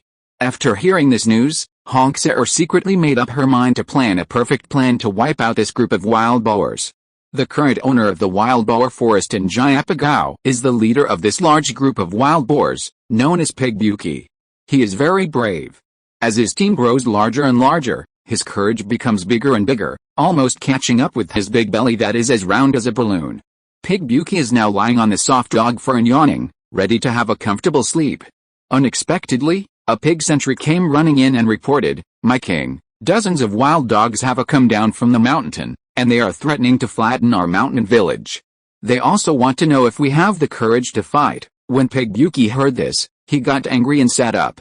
He stood up and said, "Let's go and take a look. I want to see where the wild dogs came from that dare to act wild in front of Grandpa Pig." As he said that, he walked towards the village gate with his big belly. Standing on the village gate, Pig Buki almost got his nose crooked with anger. At this time, more than 80 meters away from the entrance of the village at the foot of the mountain, 38 gray wild dogs were cursing. I don't know where they learned the words to curse pigs, such as "you bunch of stupid pigs who either eat or sleep, cowards without dog courage. Bears hiding under their mother's belly to suck milk, idiots dumber than Zubeji, useless people who can only blow pig's piss bubbles in the grass nest, straw bags who whistle to boost courage when they go out to urinate at night," etc. The curses were really fresh and strange, and the curses were inexplicable, so that the wild boars couldn't say back. The pigs were not afraid of hearing these curses, and they were so angry that smoke and fire shot up into the sky. They immediately shouted, "Open the village gate, rush out, I want to kill them all, peel their skins, and eat their meat." So the wild boars immediately opened the village gate in a hurry and rushed out in a swarm, running towards the wild dogs while yelling. In theory, Zubuki shouldn't be so irrational. For example, it's not easy to imitate primitive humans to build this mountain stronghold with earth walls and wooden doors. There must be a master to guide him. This master is Gao Feifei. Its IQ is much higher than that of pigs, but it usually likes to brag. It always says things that sound wonderful but difficult to do, which often makes Zubuki very headache and embarrassed. When it gets tired of talking, Zubuki scolds it, "You fart." Over time, everyone just calls it Gao Feifei. This mountain stronghold was built by Gao Feifei with a pig's saliva, and the wild boars spent a lot of effort to build it. 2 days ago, Gao Feifei led a large group of wild boars, about 45% of the total number of wild boars in the mountain stronghold, to go hunting in the mountain stronghold, and they haven't returned to the village yet. No mistakes, 1 post, 1 content, 1 book, 1 forum, 1619, 1 book, 1 forum. Zubufa was originally going to follow, but he didn't want to go because he didn't sleep well. He was planning to take a nap, but encountered such a shit, which made him very angry. It seems that God is not on Zubufa's side. When the wild boars rushed out, they were about to reach the wild dogs. Suddenly, the wild dogs turned around and ran away. At first, they ran desperately, and then they slowed down when they saw that the wild boars didn't catch up. It turned out that Jiapagao has a peculiar terrain and a long and narrow road. The widest part is only about 30 meters, and the narrowest part is less than 5 meters. There are many wild boars, and it is crowded on this narrow road. The speed of chasing the wild dogs quickly slowed down. Seeing that the wild boars caught up again, the wild dogs hurriedly ran away. The wild dogs fled in front, and the wild boars chased behind. After a while, I saw a wild dog guarding the narrow road ahead, telling the fleeing wild dogs to quickly jump over a 2-meter wide and 1.5-meter deep earth pit, which was dug by the wild dogs after the pigs farted and ran away. When all the fleeing wild dogs had crossed the earth pit, the dog guarding the pit also jumped over the earth pit and ran away. When the wild boars chased to the edge of the earth pit, they fell into the pit without paying attention. It was difficult for the wild boars behind to cross the 2-meter wide earth pit. First, The wild boar's legs were short and it was difficult to cross it, and second, when they found the trap, they had no distance to run and jump over. Chapter 64, Subjugating the Wise Pig. In an instant, tragedy happened. The wild boars that stopped in front of them because they found something was wrong were pushed into the pits by the wild boars behind them. When the pits were filled with the wild boars that fell in, the wild boars behind stepped on their bodies and continued to chase the wild dogs. In this way, the wild boars filled 3 pits. At this time, there were only about 30 wild boars left. Suddenly, they saw hundreds of wild dogs in front of them turning around and rushing towards them. The wild boars were immediately scared and turned around to run away. However, the wild boars had short legs and ran slowly, and now they were tired, so they were soon caught by the wild dogs. Then, Honksar also appeared and asked the foxes to bring hemp ropes to catch the wild boars in the deep pits one by one, put them around their necks and lead them away. All the captured wild boars surrendered dejectedly and were led back to Xiafang village by Honksar and her friends. In addition, Honksar left more than 70 paparazzi and a dozen foxes to ambush again, ready to deal with Zhu Fengpi's team that had not returned from hunting in the wild. In the evening, Zhu Fengpi returned triumphantly with his hunting team. Soon, the wild boars came to the outermost, 3rd, earth pit. The wild boars in front who found the earth pit were startled and stopped, and the ones behind asked why the ones in front stopped. Just when the wild boars stopped, the foxes ambushed on the periphery suddenly fired resin rockets at the wild boars.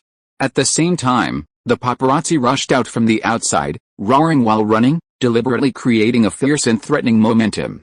The sudden rockets and the frightening momentum of the paparazzi made the wild boars panic, making mistakes and losing their minds in a hurry, which inevitably led to the tragedy happening again.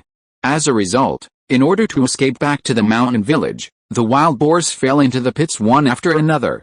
After filling this trap, the remaining wild boars would run to fill the pit in front. Before the 2 pits were filled, the dogs and foxes had come up to catch them. Not long after, Pig Farting and his troops were all caught without a single one left. Honksar caught a total of 189 wild boars alive this time, not counting those that escaped to halfway, were killed, and stayed in the mountain village. However, Pig Fear was not caught. Maybe it escaped during the chaos, or maybe it was hiding in the mountain village and didn't dare to come out. But it doesn't matter. It is almost a lone commander now. It is probably trembling with fear at this moment. From now on, it should be renamed Pig Fear. The next night, in Honksar's meeting room, the lights were on and it was full of leaders and captains of each team. Everyone was celebrating yesterday's victory and discussing the issue of vacation in the next few days. Regarding the celebration, Honksar excitedly announced that they would select the old, weak and disabled wild boars from the captured wild boars and kill them for meat to reward the 3 armies. The whole village would have a 3-day holiday to celebrate, with 2 meals a day to eat and drink as much as they wanted, and the remaining young and healthy wild boars would all be kept in captivity. After the announcement, everyone cheered excitedly. After the meeting, Honksar returned to her office to continue working. However, not long after, a female fox guard ran in and reported, "A wild boar strongly protested against our pig-killing action, saying that it was an outrageous and horrible act that violated the will of heaven and earth, and said that it wanted to see you and have a good argument with you." Honksar was very surprised when she heard it, and thought, could it be that there are also highly intelligent animals among the wild boars? It's really interesting. She quickly ordered the female fox guard to bring this strange wild boar up, and she really wanted to see what kind of monster it was. Soon, a tired, sloppy, and limping male wild boar was brought in by the female fox guards. Honksar told the orderly beside her to watch over it, and then carefully looked at a mysterious wild boar. There was no doubt that this wild boar was the very intelligent Pig Fart. At this time, the Pig Fart was exhausted and had a lot of white hair on his head, which showed how anxious, worried and angry it was. From its red eyes, we could also see its unwillingness and anger. When the Pig Fart looked up at Honksar, he couldn't help but shudder. He didn't expect that the fox fairy in the forest animal world actually had the same expression as humans, calm, wise and decisive, with bright eyes and a general's demeanor, which made him admire her from the bottom of his heart. Seeing her sitting in the middle of the room with a peaceful and serene expression, Pig Fart couldn't help asking, "Excuse me, are you the fox fairy that everyone is talking about?" Honksar smiled and said, "I don't deserve to be called a fox fairy. However, everyone insists on calling me that, And I can't help it. I don't have much to say. Let's talk about you now. What's your name? Why do you want to see me? If you have any request, just tell me. If it's reasonable, then I can consider it. No mistake. 1 poem, 1 post, 1 content, 1 book, 1 forum. When Pigfart heard it, he was stunned. He didn't expect that the fox fairy was so easy to talk to. It couldn't help but feel happy, and its expression relaxed a lot. It said, "My original name is Zuhuwen, and now everyone nicknames me Zufamfun." At first I couldn't accept it, but now I think it over and slowly accept it. Of course, you can call me whatever you want, I have no objection. My biggest objection to you now is that you ordered your subordinates to kill my compatriots at will. I am very angry and I protest the strongest. After saying that, it stared at Honkseer's eyes to see how she would answer. Unexpectedly, Honkseer avoided the truth and talked about something else. She said, "Zuhuwen, right. You are quite good at talking. Since you are so eloquent, why would they call you Zufamfen? Are all you talking nonsense?" Zufamfen's face turned red and white, and he stammered, "That's because what I said and what I asked them to do were too difficult for them. And their ability is too poor, they can't do it at all, so they expressed doubts and scolded me, saying that I farted." Chapter 65, Agricultural Development. Honkseer immediately seized the opportunity to fight back. "Since what you said they can't do it at all, then do you think we can do it and should do it? Aren't you forcing others to do something difficult? Besides, the survival of the fittest is the basic law of the forest and the law of nature, and no one can defy it. What else can I do? Then why do you have to eat us wild boars?" Pigfart argued speciously. "You can eat other animals such as chickens, ducks, fish, sheep, and cattle. Why do you have to make things difficult for us? Other animals are also animals. They also have their own right to survive." Honkseer said, "Of course I can also deprive them of their right to survive. In my eyes, you are all equal to them, and there is no distinction between high and low." Pigfart said angrily, "You are simply a demon, a venomous snake, and a vampire." Honkseer smiled and said, "Why are you at a loss for words? Are you starting to curse?" Pigfart said desperately, "A gentleman can be killed but not humiliated. If you want to kill me, then kill me. I, Pigfart, will never frown, otherwise I will not be a hero." Honkseer didn't want to talk nonsense with it anymore, so she said, "Take it away and put it in solitary confinement." Then Pigfart was taken away by the paparazzi. The meeting room returned to calm. Honkseer was lost in thought at this moment. What should I do with this Pigfart? It would be a pity to kill it, but it was so cooperative if I kept it. It was really a bit like a stone in a pit, smelly and hard, and it was a headache to deal with it. Honkseer finally decided to kill it first. In the following days, Pigfart was imprisoned in a miscellaneous hole at Honkseer's feet where firewood was stored. On the first day, it was only given a large purple potato. On the second day, it was given a slightly smaller purple potato, and on the third day, it was only given an even smaller purple potato. However, it was given as much water as possible every day. At the beginning, Pigfart was still a little stubborn and didn't want to eat or drink. However, although he said it was very strong, his stomach was not willing to do it. It always played against it, as if its stomach was forcing it to surrender.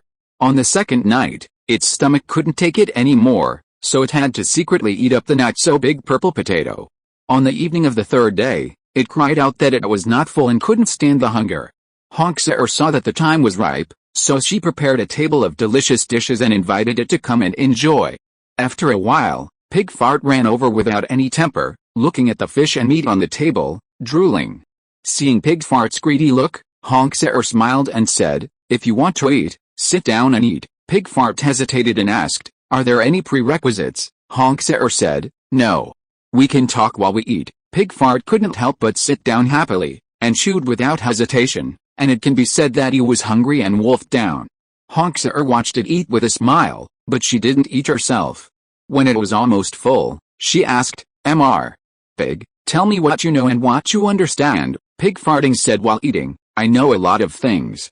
Ancient, recent, modern, animals, even ancient and modern people, astronomy and geography. I know a thing or two about almost everything." Honkseer said, "Oh.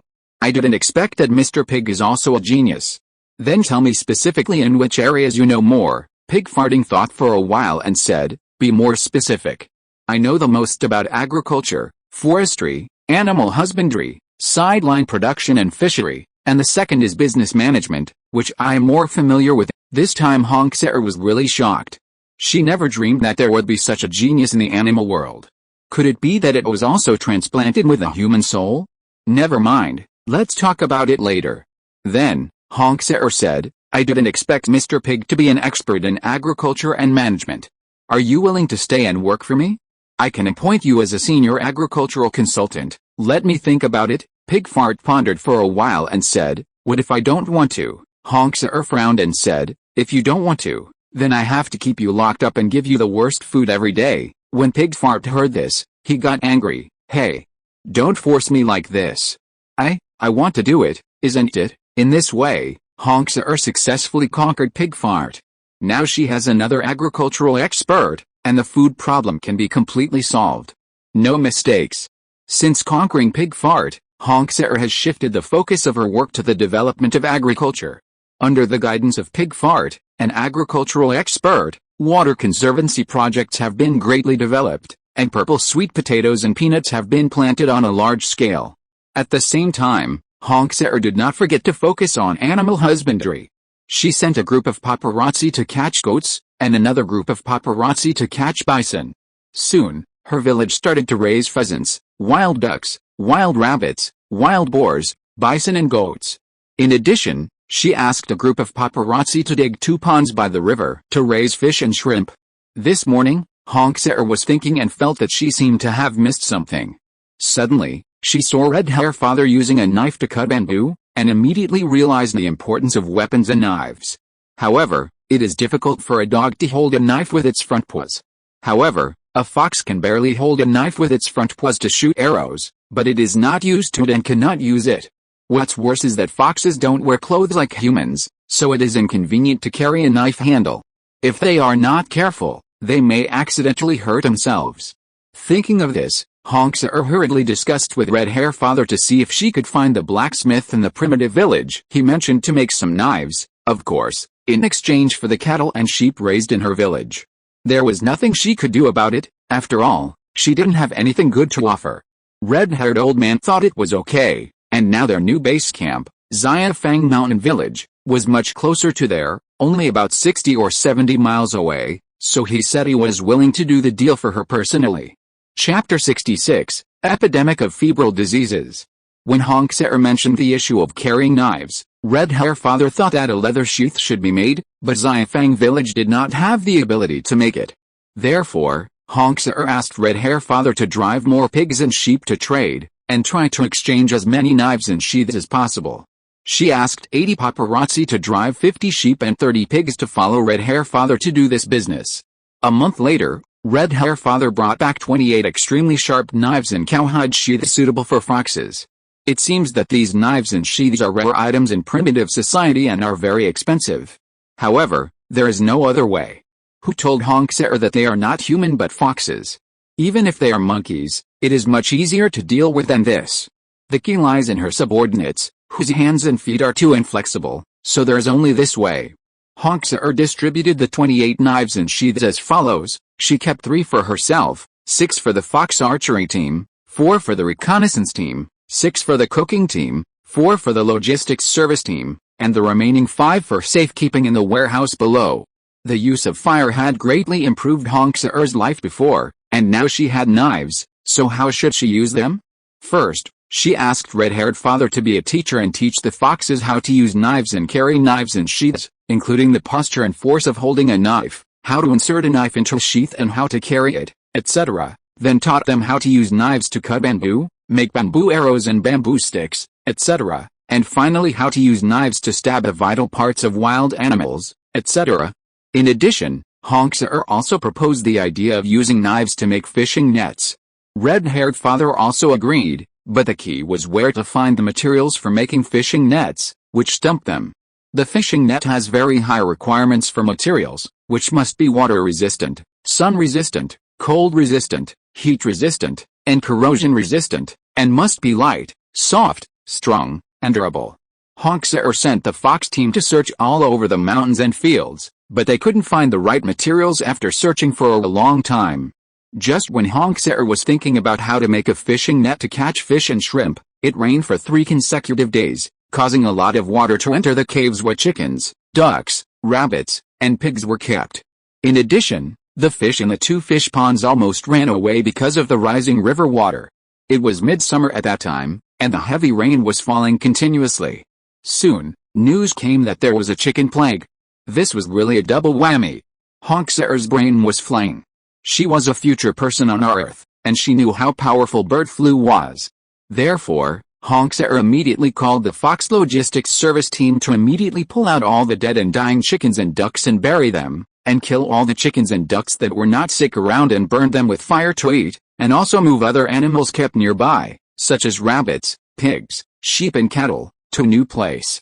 Finally, she found lime and other things to sprinkle on the places where the sick chickens had stayed to disinfect and kill the virus. After the heavy rain stopped, not long after, a large-scale swine fever broke out again. Honkser had to bury the dead and dying pigs, and killed and roasted the remaining live pigs for everyone to enjoy. However, this made Pig Feifei very angry and sad. He watched his compatriots being killed but was powerless, and felt like a shameful traitor. Due to his bad mood and poor sleep, as well as his lack of appetite and not eating much, Pig Feifei soon fell ill and soon developed a high fever. After a fox found out, he immediately ran to Honkser and reported, "The agricultural expert Mr. Pig also has swine fever and is now lying in his room." "No way. How is this possible? Take me to see." After saying this, Honkser followed a fox who reported the news to see Pig Feifei. After a while, Honkser came to Pig Feifei's room and saw Pig Feifei lying on the bed humming. She walked up to it and touched its forehead with her front paws. She found that it was very hot. She knew that it had a cold and a fever. She quickly asked a clever and fast fox to find a doctor, that is, a veterinarian, to treat the pig's fart and boil medicine. As long as it could cure its disease, it would cost any price. But the fox shook his head and said that he didn't know where to find a veterinarian. Honkser herself didn't know. Suddenly, Honkser thought of the primitive tribal village that Red Hair Father had visited. There might be a veterinarian there. Thinking of this, she hurried back to her cave to ask Red Hair Father. However, when Red Hair Father heard that he was asked to find a veterinarian, he looked confused and said that he had never heard of any veterinarian in this deep mountain forest. However, he said that whenever he was sick, he would go to the mountains to collect herbs to treat himself. No mistake, 1 poem, 1 post, 1 content, 1 6, 1 book, 1 bar, 1 look. When Honkser heard this, she thought, okay, isn't this going far away? The person in front of him was a ready-made barefoot doctor, so he was simply asked to treat Pig Feifei. In this way, after a while, Red Hair Father came to Pig Feifei's bed, felt Pig Feifei's pulse and forehead, and immediately knew what disease it had. Soon, he set out to go up a mountain to collect herbs for Pig Feifei, and boiled and applied medicine to it after returning, and served it until its condition stabilized. Next, Red Hair Father ordered a female fox waiter to boil and apply medicine to Pig Feifei at regular intervals and in fixed quantities. It seems that Red Hair Father is also a versatile person, and he is definitely a talent among the savages. A few days later, heavy rains fell again, mountain torrents broke out, and floods flooded.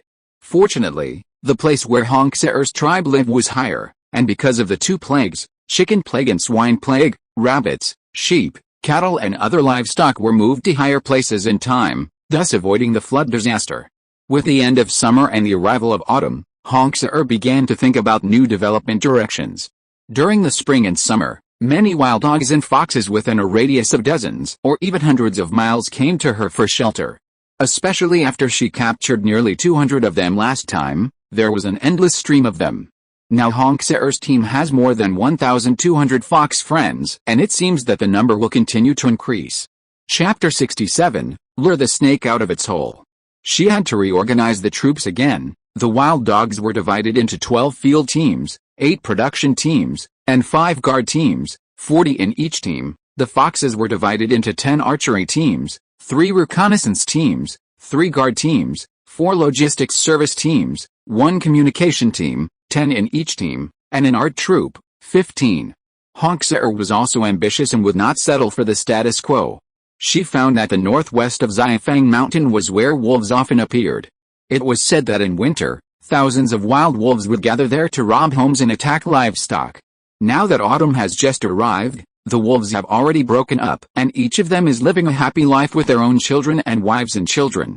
This is the best time to eliminate them, and it must not be missed. So Hongsar decided to adopt the strategy of luring the snake out of the hole and concentrate superior forces to eliminate these scattered wolf packs one by one.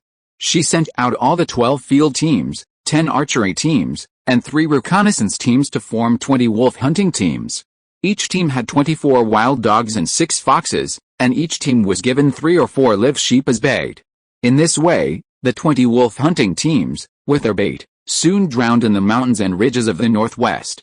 In a wolf cave in a mountain in the dense forest of the northwest, a family of 4, a couple of wolves and their 2 cubs were playing hide and seek, and they were having a lot of fun. Suddenly, a stupid big gray wolf rushed in from outside the cave. The big gray wolf ran out of breath. When he stopped, he said, "Uncle, uncle, it's terrible." Several sheep came down from the mountain. Aki, several sheep, Aoki, and a dog, dog. The male wolf looked at the stuttering and panting big gray wolf and said, "Xiaodizi. It's just a few sheep and a dog. Is it necessary to pant so hard?" The big gray wolf hurriedly said, "Uncle, uncle. You didn't see it. Those sheep are so fat." I drooled at the sight. The male wolf asked, "Then why don't you rush up and eat them?" The big gray wolf said, "How dare I? Isn't there a sheepdog next to those sheep?" The male wolf asked, "Just a sheepdog? You really saw it clearly?" The big gray wolf said, "Uncle, it's just a sheepdog. I would never dare to lie to you." At this time, the female wolf also agreed with the big gray wolf and said, "There is a sheepdog watching over a few sheep, which is enough to respect these sheep." Xiaodizi is not wrong, the male wolf said. "Then why don't we call the second and third brothers and go together, 5 to 1? I don't believe we can't take down these sheep and a dog." The female wolf and the big gray wolf agreed. So soon, the 5 wolves gathered together and rushed towards the sheep and a dog at the foot of the mountain.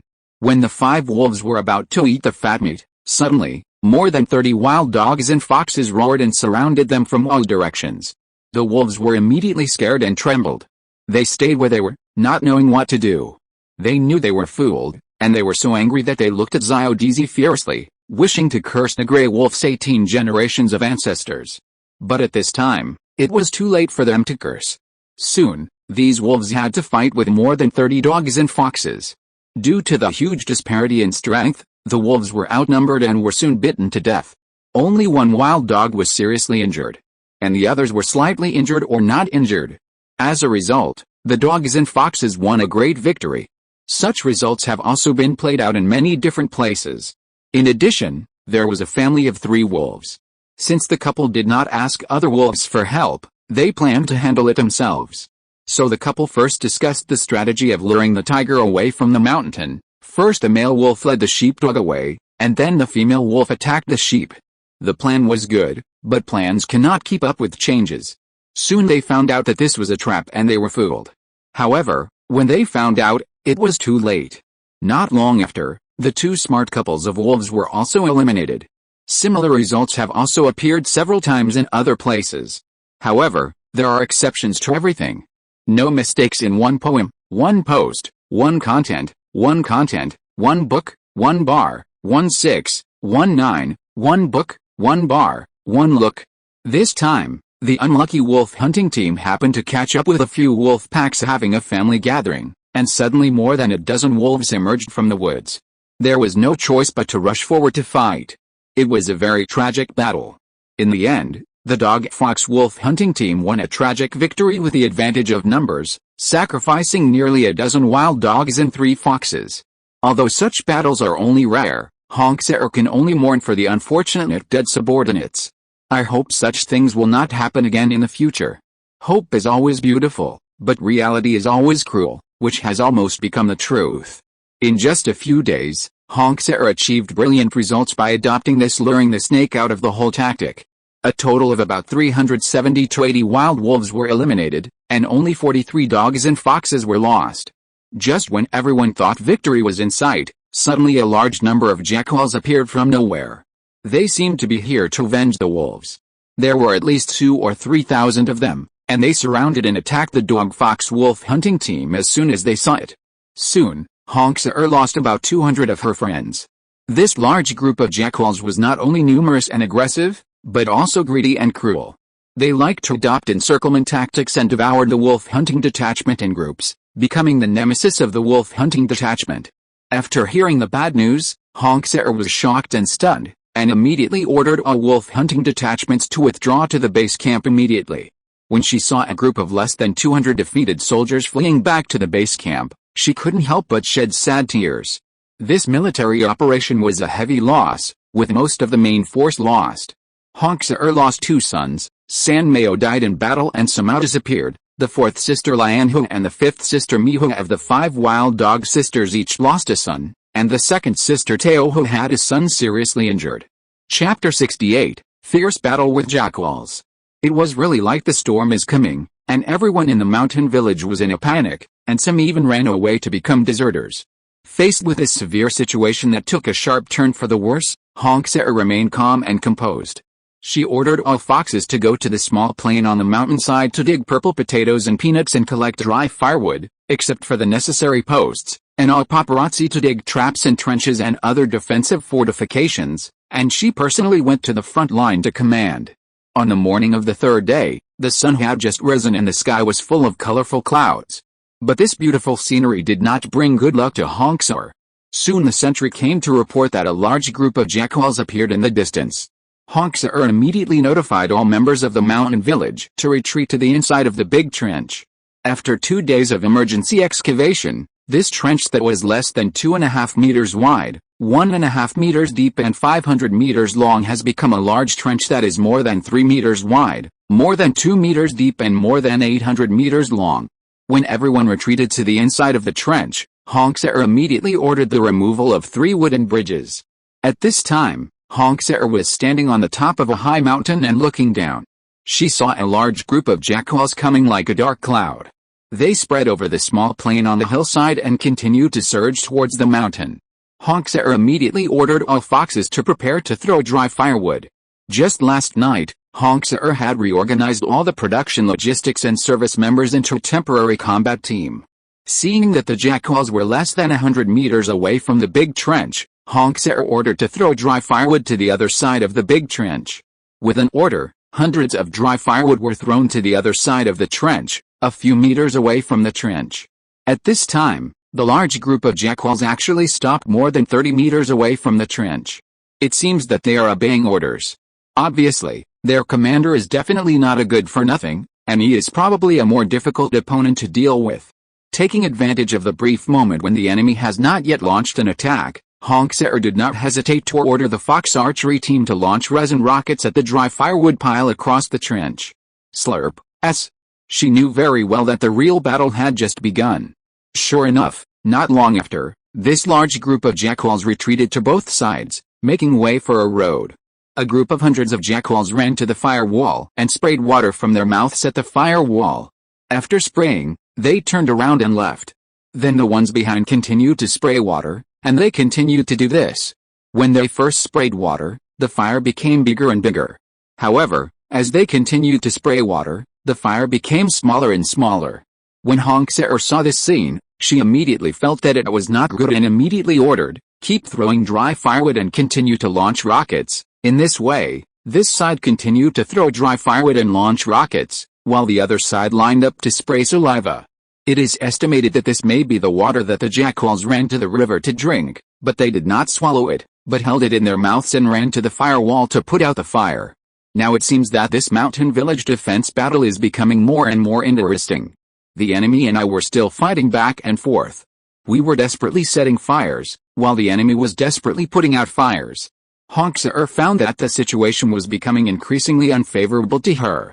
Because the amount of dry firewood on our side was limited, and the water used by the enemy to put out the fire came from the stream, which could be described as inexhaustible and unlimited.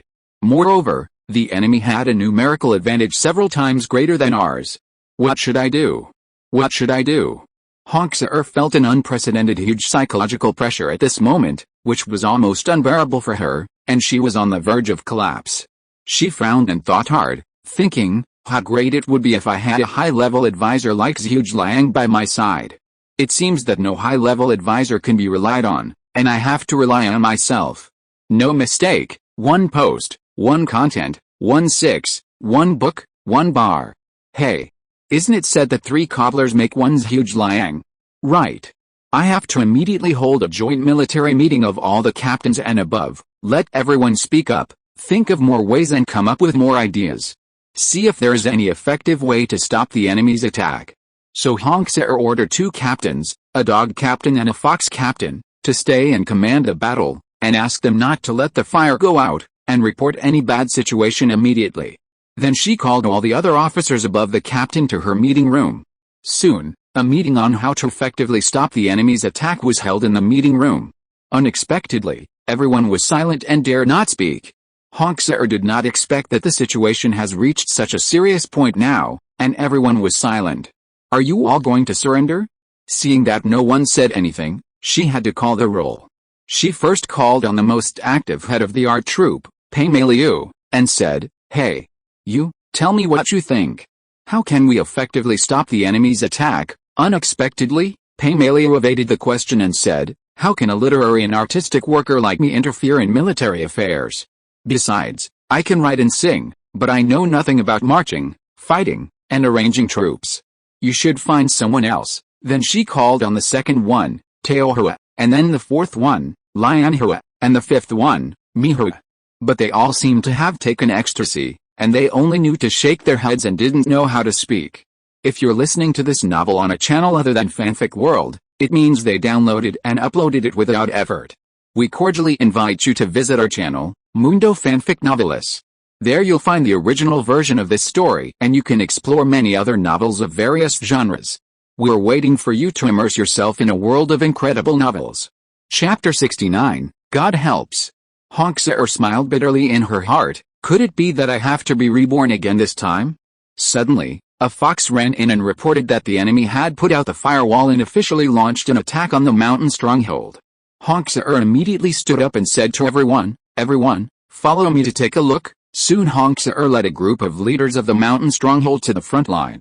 It didn't matter when I saw it. Wow. What a guy. It was scary. The jackals all over the mountains and plains rushed towards the mountain like ants. Judging from this posture, the enemy commander was going to use the Jackal Sea tactics because he had more numbers than our army.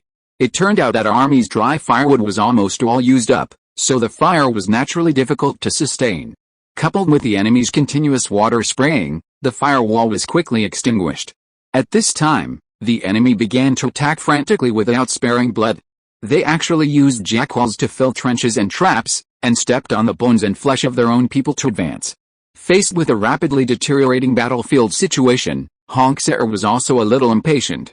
She first ordered the archery team to fire rockets at the jackals that had fallen into the trenches to make a flesh bridge, hoping to set them on fire directly, and then ordered the wild dogs to prepare to attack the jackals that crossed the trenches. The most tragic battle began. Hundreds of jackals that fell into the trenches were burned to death, and the few enemies that crossed the trenches were quickly killed. However, the enemy's attack did not weaken. When the enemy lost nearly 1,000 jackals, hundreds of jackals had crossed the trenches and rushed towards the main peak of the mountain stronghold. Seeing more and more enemies crossing the trenches and rushing towards the army, Hongser and her team were at a loss and had no way to do anything. This was because the last wolf hunting operation lost more than half of her fresh troops, and the temporarily reorganized field team was originally a production team, and there was no time for effective training, and the combat effectiveness was much worse than the original field team.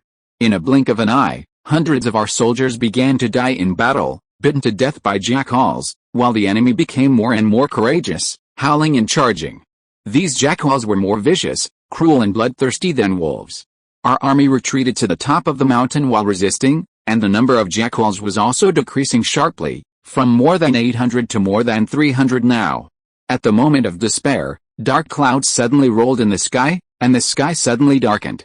Suddenly, everyone felt a strong airflow in the air, screaming and roaring from far to near and rushing towards everyone.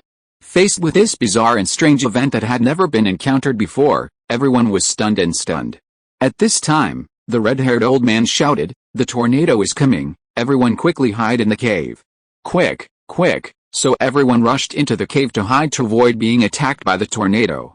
At this time, There was a howling wind outside the cave, air currents swirled, sand and rocks flew, and waves of screams of ghosts and wolves howling came continuously. After about a few minutes, the howling wind and ghosts and wolves howling outside the cave disappeared, and there was not even a little movement. However, everyone was still frightened by the extremely dangerous battle just now, so they waited for a few more minutes and found that it was still quiet outside. Hongsar had to send a fox out of the cave to check and see what was going on. After a while, the fox came back and reported that the enemy had retreated, and there was not even a living jackal outside. The ground was full of dead and seriously injured jackals and the corpses of our army. Everyone felt a little incredible and ran out to check. This time, it was true. Could it be that this tornado was sent by God to save us? Almost everyone thought so. Hongsar was also thinking, I remember that in the history of our solar system, there have been many historical battles in which the weak defeated the strong by relying on the weather, such as the Battle of Chibi, the Battle of Stalingrad, etc. Could it be that God is deliberately helping us this time? Maybe there is such a possibility. God saw that we could not withstand the enemy's attack, so he sent down from the sky to help us drive away the enemy. Of course, this is a very superstitious statement. Otherwise, it seems difficult to explain why this strange natural phenomenon came so timely. I think this is purely a coincidence, and it can only be said to be God's will. No mistake, one post, one content, 1 book, 1 bar, 1 look. Fortunately, God is on our side this time, otherwise the consequences will be disastrous. This tornado may have blown the enemy commander to a very far place, and the enemy without the commander is like a headless fly. Naturally it will collapse without a fight and all withdraw. This is obviously beyond doubt. Thinking of this, Hongsar immediately asked her men to count the losses of our army and see how many fox friends were left. The final statistics showed that 436 of our soldiers were killed in the battle, 106 were injured, and 197 were still intact. In addition, 59 were missing, probably because they did not have time to hide in the cave and were blown away by the tornado. After burying the dead and treating the wounded, except for some who died due to severe injuries or wound infection and ineffective treatment, there were only 268 dogs and foxes left. Afterwards, everyone roasted and ate the dead jackals. Now there were dead and dying jackals everywhere, more than 1,500 of them, enough for everyone to eat for a long time. Hongsar asked everyone to roast, dry and store the jackals, so that they would not rot and deteriorate, and they could be eaten for a longer time. The problem of food has been solved, but the problem of housing, mainly the problem of wintering, has become a big problem. First, because of the fire that Hongsar set on the mountain this spring, Xianfang Mountain lost the protection of the forest trees. The north wind will blow recklessly in winter. The terrain here is high and there are strong winds. Even if you live in a cave, you will feel very cold. Because of the fire, there is not enough dry firewood, so heating is also a problem. This is not the worst. The most fatal thing is that if the wolves in winter also attack the mountain village like jackals, then the Hongsar tribe will be completely finished. Chapter 70, Returning Home. Will there be a tornado to help them? You know, it is impossible for a tornado to appear in winter. After thinking about it, Hongsar felt that the best way, and the only effective way, was to return to her hometown, Maple Forest, to spend the winter. In the end, this idea was unanimously agreed by everyone, especially the red-haired old man. After all, he had been out for several months and he also wanted to go back and take a look. Now it is Mid-Autumn Festival, and it will be too late if we don't leave now. Everyone immediately took action and took all the necessities, but what should we do with this pile of roasted jackal meat? Pig Farting said, it's not easy. Use vines or hemp ropes to tie the dried jackal meat to the back of each dog or fox. Dogs are strong, so we tie large pieces. Foxes are weak, so we tie small pieces. Everyone thought this was a good idea, so they adopted this method to carry the dried jackal meat. However, there was too much dried jackal meat, and if it couldn't be done in one go, they had to make more trips.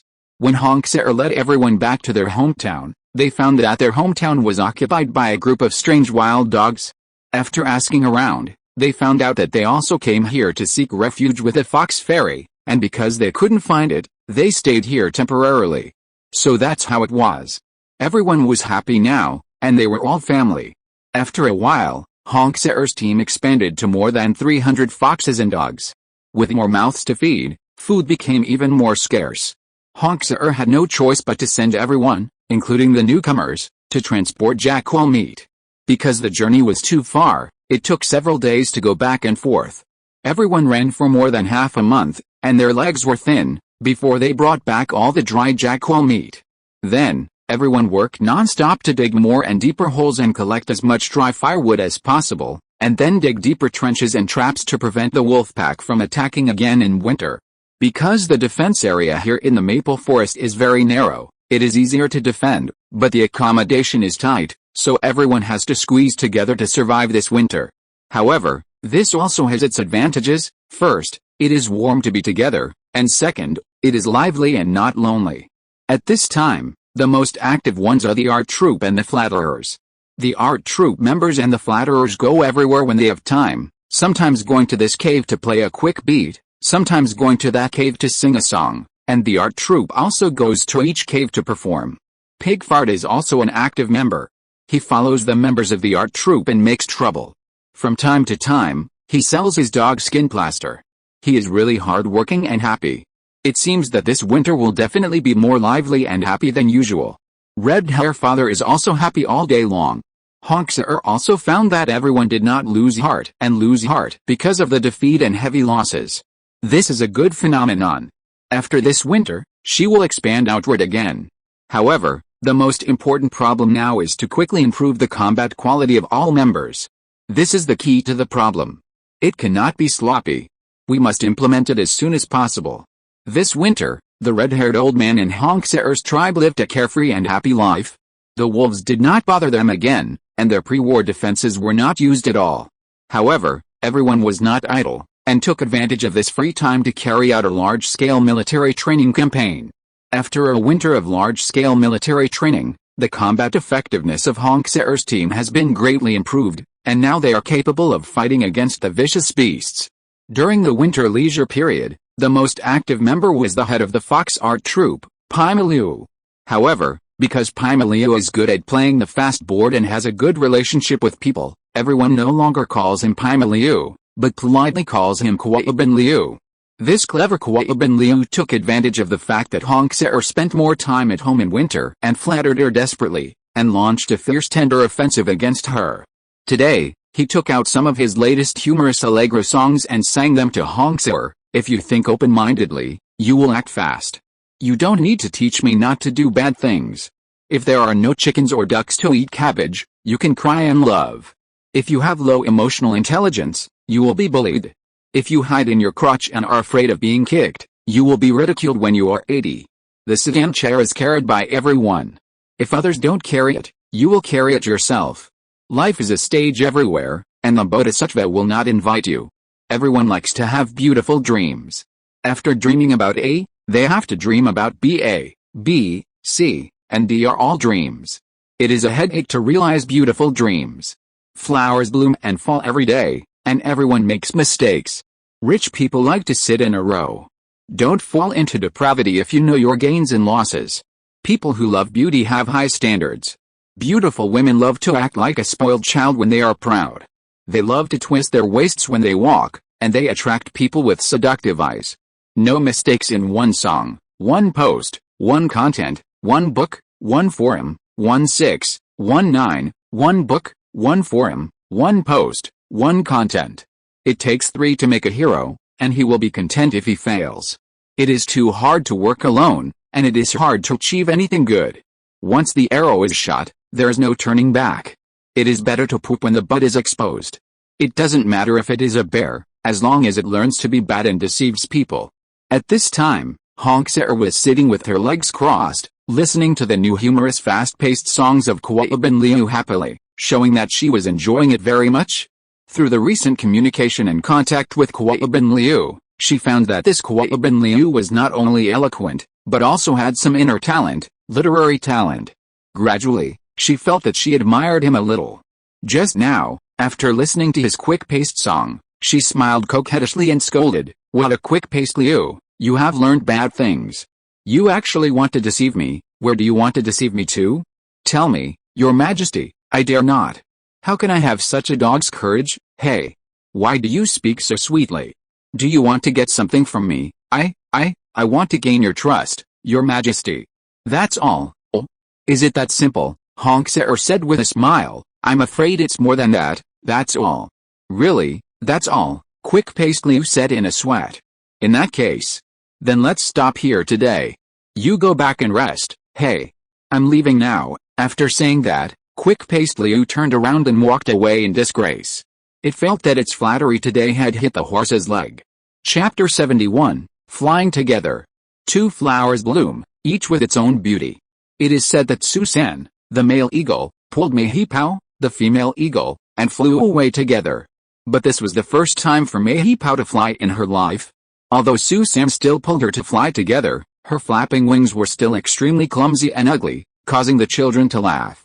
Susan the eagle said hurriedly, "Your mother hasn't eaten for 2 days and she doesn't have the energy to fly." After Susan and his wife flew away, the little eagle's sister said, "I just heard Dad call Mom something like no way to run. Does Mom have such a strange name?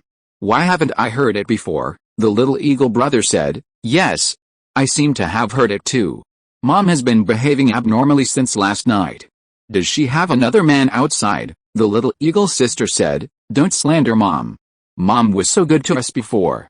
If you dare to talk nonsense again, I will ignore you." The little eagle brother said, "I didn't say that Mom must have it.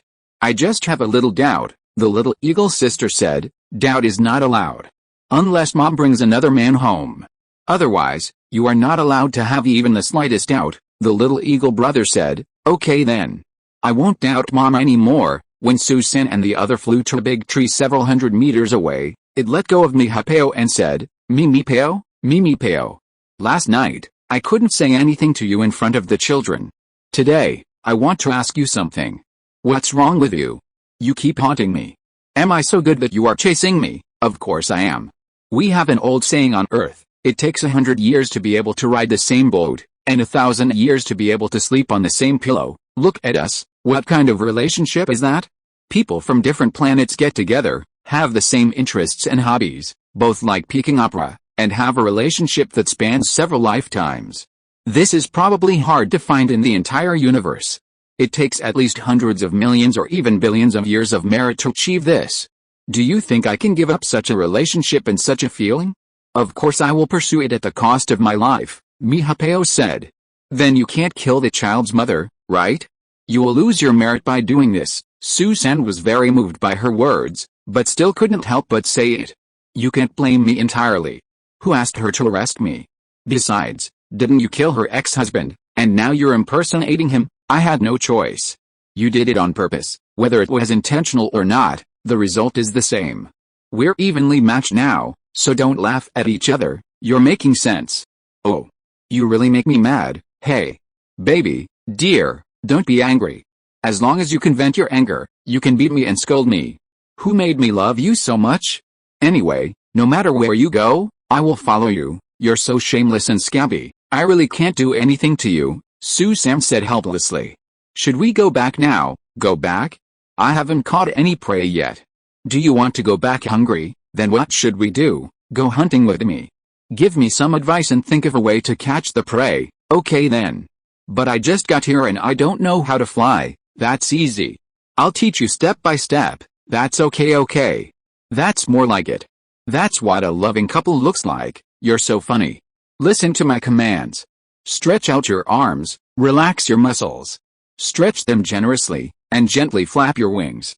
Get ready to fly, get ready, take off. Because Mipi had a solid foundation and was a female eagle herself, she just temporarily had a stupid head that didn't know how to fly. Susan's skilled flying skills could quickly awaken the memories of flying that remained in her head. Before long, Mipi could also fly skillfully and freely. After flying easily, Mihapeo couldn't help but shouted excitedly, Wei Wei Chang, my Wei Wei Chang. Susan said, Wei Wei Chang is your sister. Mihapeo said unhappily, my sister is not called Wei Wei Chang. Susan asked, then what is her name? Mihapeo said, her name is Ping Peng Qiu. Susan asked again, why is it called Ping Peng Qiu? There is no mistake in the content of the song. Please take a look at it in the 16-9 book forum. Mihapeo, because she has a very bad temper, she will refute anyone who talks to her, just like a bumper ball, it bounces up when you touch it. Susan said. Wow. So that's how it is. It's really interesting. Then who is Wei Wei Cheng? Susan asked again. This name is quite strange. Could it be your brother? Your brother is called Wei Wei Cheng, Mi Hapeo said unhappily. Wei Wei Cheng is actually a black cat in my family. Because it always likes to call with its head tilted, it looks very cute, so I named it Wei Wei Cheng. It seems that you like it very much, Susan said. Of course, Mi Hapeo said. I often hold it to sleep together. Are you homesick now? Susan asked with some sympathy. Yes. Who doesn't miss home? Mi Hapeo said. But even if I miss home, I can't go back. Yes. We all have homes, Susan said with deep sympathy. Although we are not on the same planet, we may not be able to go back. It's going to snow heavily now. We have to eat well so that we can survive the winter, Susan continued. Mi Hapeo, do you know where there are rabbit holes and mouse holes? You should have known something when you were a big flower snake. We can keep an eye on them in the sky and see if we can do something like waiting for rabbits by the tree stump. Let me think about this. Mi Hapeo thought for a while and said, it seems that there are a few mouse holes near the hillside of that large grassland, and there may be a few rabbit holes next to that small forest. Susan flapped its strong wings fiercely and flew towards the place Mi Hapeo mentioned. Mi Hapeo quickly followed closely, flapping its wings behind Susan's buttocks, flying and flying. Chapter 72, Planned Travel. Soon, the male and female eagles arrived at a place where the female eagle Mi Hapeo mentioned. Susan asked Mi Hapeo to watch how it hunted, so that she could learn the eagle's skills in catching prey. They circled here for a long time before finally catching a hare and 2 mice. The next day, they hunted another hare and a mouse here. On the third day, it started to snow heavily, so they could no longer go hunting. In this way, Susan, Mi Hapeo and the 2 little eagles relied on these last few little animals to survive the harsh winter. They huddled together tightly to keep warm. Susan gently pressed the little eagle sister under her body, and Mi Hapeo pressed the little eagle brother under his body. Then Susan and Mi Hapeo huddled together again. Like ordinary eagles, they pitifully used their body temperature and strong willpower to resist the cold and survive the long winter. After the spring, the 2 little eagles gradually grew up. They also began to learn to fly and hunt, and learn to be independent. They no longer needed a parent's protection and care. Susan and Mi Hapeo were relieved. Unexpectedly, Mi Hapeo, as a female eagle, was more flirtatious and romantic than Susan, the male eagle, and she was shy to ask Susan to have sex with her. Susan remembered something and said to her, I heard from the female eagle that there is a country of birdmen in the Far East, that is, they're live humans with wings that can fly. Do you want to go and see it? Mi Hapeo was surprised and said, Ah, there is such a thing? It only exists in fairy tales on our earth. Now that you mention it, I really want to go and see it. Susan said, you can go if you want to. I can go with you. But I must ask you to do one thing, that is, you can't have sex with me. Otherwise, what if you get pregnant halfway and need to hatch eggs and feed your offspring? Would that delay the trip? Mi Hapeo said, so that's what happened. I thought you wanted to be a monk, so you ignored me, your wife. Well, since we are going to travel so far, I will listen to you. You be a monk and I be a nun, is that okay? Susan said, before we leave, let's say hello to the children first, so that they won't worry about us. Mi Hapeo said, you are really a competent and good father. Susan said, no, you are wrong, you should say stepfather. Mi Hapeo said with emotion, it is rare for a stepfather like you to be like this. Susan said, stop flattering me.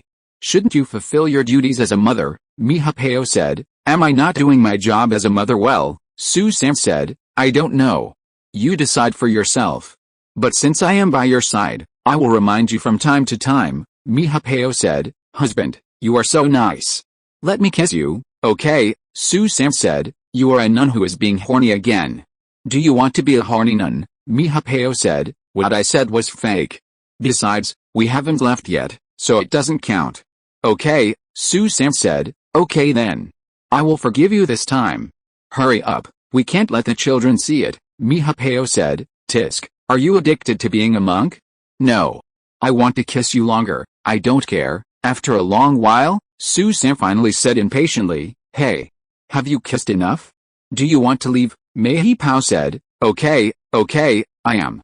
But you haven't kissed me yet. Susan said, You are actually pushing it too far and want to reciprocate, Mei Pao said. Of course, this is called husband and wife love. After Susan kissed her lightly, she said, okay. Is it okay? Mei Pao said, no. You are just cutting corners. You need to kiss more, Susan said. You are not done yet. I have never seen a nun as coquettish as you. I don't want to play with you anymore. After saying that, she turned around and ran away. Mei Pao said, husband, don't run. Wait for me. Then she flapped her wings and chased after him. No mistakes in one poem, one post, one content, one book, one forum. After Susan and Mei Pao said goodbye to the children, they started their long journey. During the journey, they had to catch prey and camp every day, so their speed would not be very fast, and they could only fly about 500 miles a day. However, the two friends in couples soared freely in the sky, while appreciating the ever-changing beautiful and magical nature in front of them. They seemed particularly comfortable and happy. This was really the life of a fairy couple. Even if it was a bit hard and tiring, they were willing to do it. Although Mi Pao was a female eagle, she had a male mindset, because she was originally a man's reincarnation, while Susan was just the opposite. Therefore, along the way, it was always the female eagle who teased and seduced the male eagle, and Mi Pao acted like a passionate and charming little lover. At this moment, the female eagle Wu Pao said, hey, darling, it's so boring for the two of us to fly so lonely. How about, let's sing a Peking opera together like we did before when we both lived on the ground? The male eagle Susan said, you mean to sing the Peking opera Shajia Bang with the parts of a Qing Sao, Dia Odei and Hu Chuanke? The female eagle Wu Pao said, of course. Do you think there is a problem? Susan said, of course there is a problem. Now I am male and you are female, our genders are reversed, wouldn't it be awkward to sing as before? Wouldn't it be out of tune? Wu Pao said, yes. Why didn't I think of this problem? Susan said, your head is always filled with love affairs between men and women, so you naturally don't bother to care about other things. Wu Pao said, then why don't we switch roles and sing? You take care of singing Huchuanka and Dia Odei, and I'll sing a Qing Sao. Susan said, hey. Can you sing a Peking opera role well just because you want to? Haven't you heard people say, 1 minute on stage takes 10 years of hard work off stage? Besides, I used to be a Huadan and never sang a male role. You have never sung a Huadan or a Qing Sao either. Can you guarantee that you can sing well and not be out of tune? Chapter 73, Accidents. Mi Pao said, this won't work, and that won't work. So what do you think we should do? Susan said, it's cool. Do you think flying in the sky is fun? It's much more dangerous than running on the ground. If you're not careful, you'll either encounter an air vortex, or lightning in the clouds, or a collision with a bird. As long as you encounter any of the above, you're done. Mi Pao said, I'm not afraid of a bird. Anyway, if I die, I can reincarnate again immediately. Susan said, yes. You're not afraid, you're awesome. Then go reincarnate again. Without you, a little bug, following me all day, I won't be bothered. Speak of the devil, and the devil will appear. It happened in a flash. Suddenly, a large group of white clouds rushed in front of them. Suddenly, there was a cloud of fog in front of them, and they couldn't see anything. In the blink of an eye, something unexpected happened. A violent airflow jumped out from the depths of the fog, like a wild horse that had broken free from its reins, running rampant, and soon turned into a terrible whirlwind and rushed towards the two of them. The female eagle, Mi Pao, happened to be caught in the whirlwind and struggled hard in the center of the whirlwind. At this moment, she was frightened and panicked. She didn't know how to deal with this sudden change. She couldn't rush out of the violent whirlwind at all, and she couldn't keep her body balanced in the whirlwind. The female eagle's body became like a spinning top, spinning non-stop, and then like a weight, sinking straight down and falling to the ground. Susan was also swept by this fierce air whirlwind, but fortunately, it was not caught in the whirlwind. In an instant, Susan's male eagle was separated from Mi Pao's female eagle. The male eagle could only watch the female eagle being wrapped in the whirlwind and quickly rolled to the ground. Susan waited for the whirlwind to pass, and then flew towards the place where the female eagle fell. After a while, the male eagle Susan flew to the air 100 to 200 meters above the ground and circled, looking for the female eagle. After a while, the female eagle Mi Pao was seen lying on the grass humming. It immediately lowered its altitude and swooped down to the place where the female eagle had fallen, ready to check on her injuries. Suddenly, it found a gray wolf running towards her with eager eyes on the grass more than 100 meters to the west of the female eagle. Seeing this, Susan immediately spread his wings and flew high, aiming at the uninvited guest again. Like a dive fighter, he dived towards the position of the wolf, stretched out a steel hook-like claw, and tightly grabbed the wolf's lower back. The wolf howled in pain and turned around, wanting to fight to the death with the eagle Susan.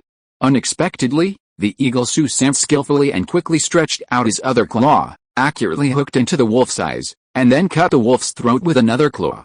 The wolf died immediately, and was firmly caught by the eagle and flew into the air. Soon, the eagle threw the dead wolf that tried to sneak attack the female eagle next to her. Then, he landed beside her and asked with concern, "How are you? Can you still fly?" Mihapeo said, "Ouch! It hurts so much. Honey, my left wing is bleeding and my leg is injured.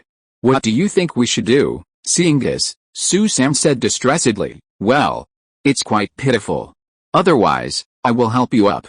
Eat something. Replenish your energy, and get better quickly." The female eagle Mihapeo took the opportunity to act coquettishly and said, "No, I won't get up. I'll just lie here and you feed me wolf meat." Susan had no choice but to obey. "Okay then. It seems that I have to take care of you, the injured one." Then, he walked to the dead wolf and quickly dissected it.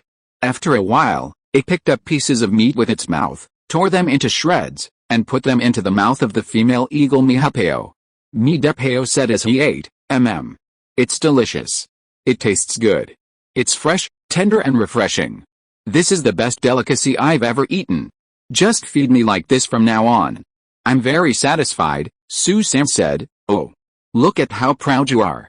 Do you want me to serve you like this for the rest of my life?" Mihapeo said proudly, "Is it not possible? Do you have any objection?" Susan asked, "If you want to be a cripple forever, then I have no objection." Suddenly, Mihapeo looked at Susan with his jaw dropped and said, "Fly up quickly. There is a poisonous snake behind you, no mistake. 1 poem, 1 post, 1 content, 1 1 book, 1 bar, take a look." Susan was so scared when he heard it that he immediately flew into the air, turned sharply in the air, and pounced on the cobra that wanted to attack him. The eagle Susan quickly and accurately grabbed the cobra's 7 inches with one of its steel hook-like claws, and grabbed its waist with the other claw. He flew up again, and when he flew to a height of 20 to 30 meters, he threw the snake to the ground fiercely. With just this one blow, the cobra's head was smashed, and the snake died.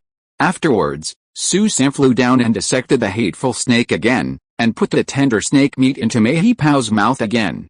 This time, Mahipao was full of praise. "Wow! I am enjoying a feast today, both wolf meat and snake meat, and each one is more tender and delicious than the other. Husband, you are so awesome. I love you so much." Susan smiled and said, "Delicious food can't stop your slick mouth. You think I will like you if you put honey on your mouth? Let me tell you, I will fart for you to eat later." Hey, Mahipao was surprised again. "Wow! There is another snake behind you." Susan was so scared that he immediately took off into the air. After the eagle Susan flew up, he turned around in the air and found that there was nothing behind him. It flew down slowly and said angrily, "Mahipao, are you kidding? If you keep being so boring, I will leave and not care about you anymore." Mahipao immediately smiled and said flatteringly, "Husband, don't be angry. I just want to liven up the atmosphere. I don't mean to scare you. But I can't fly anymore. If poisonous snakes or ferocious beasts come later, I will be finished. Don't feed me, eat quickly so that you can protect me." Chapter 74, Living in a New Home. Susan smiled bitterly and said, "Hey, I really can't do anything to you. Then I'll eat my fill first." It began to eat voraciously. It was really hungry. After eating the snake meat, it ate the wolf meat. However, it still left some snake meat and nearly half of the wolf meat for Mahipao. Now that it was full, it had the strength to protect Mahipao from the harm of ordinary poisonous insects and beasts. However, if it encountered large beasts such as tigers, lions, leopards and bears, it would be really over. Thinking of this, it hurriedly fed Mahipao again, hoping that she would eat more and get better quickly. Seeing that it was getting dark, Susan and the others became anxious. Everyone knows that night is the time when poisonous snakes and beasts appear most frequently, and the eyes of eagles are not like those of cats and wolves. They can't see things in the dark at night. At this point, the female eagle had no way to run away and had to endure the pain and let Susan help her stand up. She put her injured wing on Susan's shoulder and used her good wing to fly to the crown of the nearest tree with Susan's support. In the next 10 days, the female eagle stayed on the tree obediently and let the male eagle Susan fly out to hunt. Susan had no choice but to go out early and come back late, trying his best to be a model husband. Who let them have this unfortunate thing? That night, after Susan fed Mihapeo lay in Susan's arms and said coquettishly, "This kind of life is not bad. I don't have to go out to work during the day, and I can sleep in my lover's arms at night. Husband, tell me, am I so happy?" Susan said, "You just know it in your heart. If one day I get injured and can't move like you, will you come to serve me?" Mihapeo said, "Nonsense, of course. I promise to serve you comfortably." Susan said with satisfaction, "That's good enough, you have a conscience. You must keep your word," Mihapeo said angrily. "Why don't you trust me?" "We are an old married couple," Susan retorted. "What old married couple? We don't even have children," Mihapeo asked. "How about we consummate our marriage tonight?" Susan said shyly. "Tisk, just daydreaming." "Don't you want to travel?" Mihapeo suddenly woke up and said, "Oh, there is also this, how could I forget it?" "Then let's go to bed early." When the night was deep and the sky was full of stars, the couple snuggled up to each other and fell into deep sleep. 10 days later, Mihapeo finally recovered from his injuries, and then Susan and his wife embarked on a long and dangerous journey again. More than a month later, the couple finally flew to the sea after untold hardships. Looking at the endless sea, Susan suddenly felt so stupid, so naive. How could it be possible to fly across such a vast sea? Not to mention that storms, thunder and lightning and high-pressure vortex air currents may appear at any time and anywhere on this sea. Even the islands on the sea are unknown. Is there fresh water and food? If we accidentally fall into the rough sea, won't we become snacks for sharks? Unless we are condors, we can fly in the sky for dozens of days without eating, drinking or sleeping, and fly all the way to the other side of the ocean. Thinking of this, Susan hung her head and said dejectedly, "It seems that we can't go. We can't fly across this vast ocean no matter what." Mihapeo also said dejectedly, "We both came here on a whim without thinking. When we arrived at the beach, we realized that things are not as simple as we thought. How about we go back home now?" Susan shook her head and said, "What way? Go back to where? Do you think we still have a home to go back to? Our hometowns are not on this planet. Therefore, on this planet, anywhere can be our home, and anywhere can also not be our home," Mihapeo asked confusedly. "Then you mean, we are going to travel around the world?" Susan said firmly. "Isn't it possible? Otherwise, let's fly south along the coastline. It's warm in the south and it's easier to find food, no mistake. One poem, one post, one content, one book, one forum. Take a look." Mihapeo nodded and said, "Okay, I agree." "Who made you the head of our family?" Susan said. "Tisk, you flatter me all the time. Be careful or I'll fart for you to eat." Mihapeo smiled and said, "I hope your fart is fragrant, not smelly." Susan said, "You say that again? I'll fart for you to eat now." When summer came, Susan and his wife had already arrived at a large primeval forest in the south. There were birds, beasts, reptiles, fish and shrimps everywhere. On the ground, there were rabbits, mice, chickens, ducks, geese, cattle, sheep, deer, foxes, wolves, dogs, leopards, tigers, lions and snakes. There were monkeys, apes, mandrills, raccoons and other animals in the trees. There were eagles, geese and crows in the sky. There were all kinds of fish and shrimps in the water. In short, the food was very rich. There was almost everything you wanted to eat, and you couldn't finish it. It seemed that this was really a good place to start a family and raise children. Soon, Mihapeo said to Susan, "Such a good place is rare in the world. Let's set up camp here." "What do you think?" Susan said. "It's up to you. If you don't want to continue traveling around the world, I think the environment here is still good. It's more suitable for living." "Mihapeo, after flying for several months, I really can't fly anymore and don't want to fly anymore. There is such a good place, I think it's great. Let's find a place to settle down now." Not long after, the two of them built a bird's nest with thin branches on an old pine tree with branches like twisted beards growing between the stone cliffs on the top of a mountain with an altitude of 1,500 meters, and began to settle down. Su-san and his wife finally found their new world in a primeval forest in the south. Chapter 75 Thunder on a Rainy Night. Su-san and his wife followed each other closely and were inseparable all day long. In the morning, the couple went out hunting together. At night, they went home together to sleep. Because there were too many kinds of animals, they were overwhelmed and their tastes became more and more picky. In the end, Su-san and his wife even looked down on small animals such as mice, rabbits, chickens, ducks, geese, cats, dogs, snakes, etc., and became interested in ferocious beasts such as wolves, bears, leopards, tigers, lions, etc. The couple specifically seized the opportunity to sneak attack the cubs of these beasts, using tactics such as hiding the truth, luring the snake out of the cave, luring the tiger away from the mountain, making a feint to the east and attacking in the west, and playing hard to get. In general, Su-san was used as bait to attract the attention of the mother beast, and then made a wren to sneak attack the cubs of the beast. The couple used this kind of tactics very skillfully, with a success rate of more than 90%. Because of this, the two of them had great meals every day, and they both became fat. Mihepeo also became pregnant. Within 2 months, she laid 3 eagle eggs. Now the female eagle Mihepeo stayed at home all day, concentrating on hatching eggs, hoping that her babies would hatch quickly, and the burden of hunting fell on Su-san alone. Gradually, she was not as gentle and considerate as before, and her temper was getting worse every day. If one day Su-san did not catch the cubs of wild animals but small animals such as chickens, ducks, mice, rabbits, etc., she would lose her temper and scold the male eagle Su-san. Seeing that it was not easy for his wife to hatch eggs at home, the male eagle Su-san endured it as much as he could. If he really couldn't bear it, he would cover his ears with his wings and turn away, so as not to be bothered. It may be that Mihapeo's bad temper and quarrels ruined the fate of Su-san and her. A huge disaster was about to befall her and Su-san. Ordinarily, the eagle was the pride of the animal world, a flying general, and lived on the century-old pine tree on the top of the mountain. Under normal circumstances, nothing would happen. However, there were unexpected events in the world, and any animal, including humans, was so fragile and vulnerable in the face of natural disasters. That night, the weather was unusually hot and humid. Not long after, dark clouds rolled in, lightning and thunder roared, and in an instant, heavy rain fell.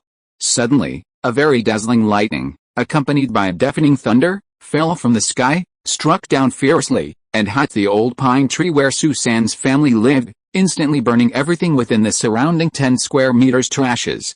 The bodies of the female eagle Midepeo and the male eagle Su-san were instantly turned into charcoal. Could their souls still be reborn, or were they not shattered? It was unknown how long it had been before Midepeo woke up in a daze. It slowly opened its eyes and was shocked. Oh! How did I become so small? Am I reborn again? Oh my god! There are so many thin and black legs, 6 legs. I turned into an ant. At this time, a loud voice sounded in my mind, sorry. Scare you. Because you died suddenly, and there are no other insects and animals around you except these ants, so we can only quickly transplant your soul into an ant. Otherwise, you will be in danger of your soul flying away. I hope you will take care of yourself in the future. When Mihepeo heard it, he was immediately shocked. Wow! Ants, such low-level creatures, are not as good as mice, rabbits, cats and other small animals. I finally turned from a small cockroach into a big female eagle, and now I have turned back again, even worse than before. Ants, this is almost the smallest animal. No, it is an insect. In fact, ants are the most successful creatures on this planet, and the number of nests they build is unique.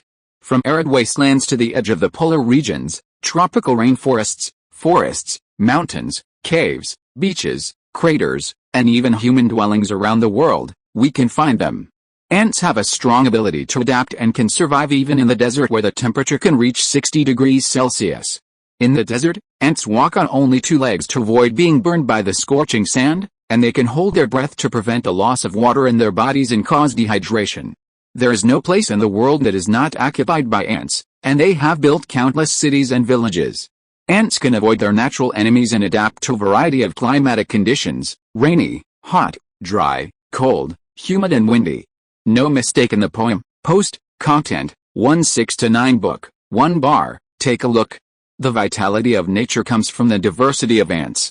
It must have good, bad, crazy, desperate, athletic, weak, hunchback, cleft lip, optimist, pessimist, smart, jerk, selfish, generous, thin, tall, black, yellow, white, and so on, and there must also be various religions, doctrines, fanaticism, superstition, and insight. The real danger is that one of them will be exterminated by another. Nature hates uniformity and prefers diversity. Maybe this is its cleverness. Suppose humans cannot restrain their main natural enemies, such as jackals, tigers, lions, bears or African hyenas, what will our civilization become? It must be an anxious civilization, always questioning everything. In ancient times, when they were singing and dancing, they would even ask someone to send a corpse to keep them in a sense of crisis. This means that as long as everyone is alive, they must remind themselves that victory or defeat is not yet a foregone conclusion and death can come at any time. Today, humans have defeated and eliminated the species that threatened them, and some have even become museum collections, so that only viruses and perhaps ants are left to make them uneasy. In contrast, ant civilization developed without being able to eliminate its natural enemies. As a result, these insects have always lived in a state of worry, knowing that they have only gone halfway, because even the dumbest animal can destroy thousands of years of accumulated experience and wisdom by just lifting a foot. End of this chapter. Thank you very much for reaching the end. Don't forget to like. Looking for more exclusive content and immediate access? Subscribe to our Patreon. Remember, every like, subscription, or donation encourages us to continue. Thanks to everyone. See you in the next video.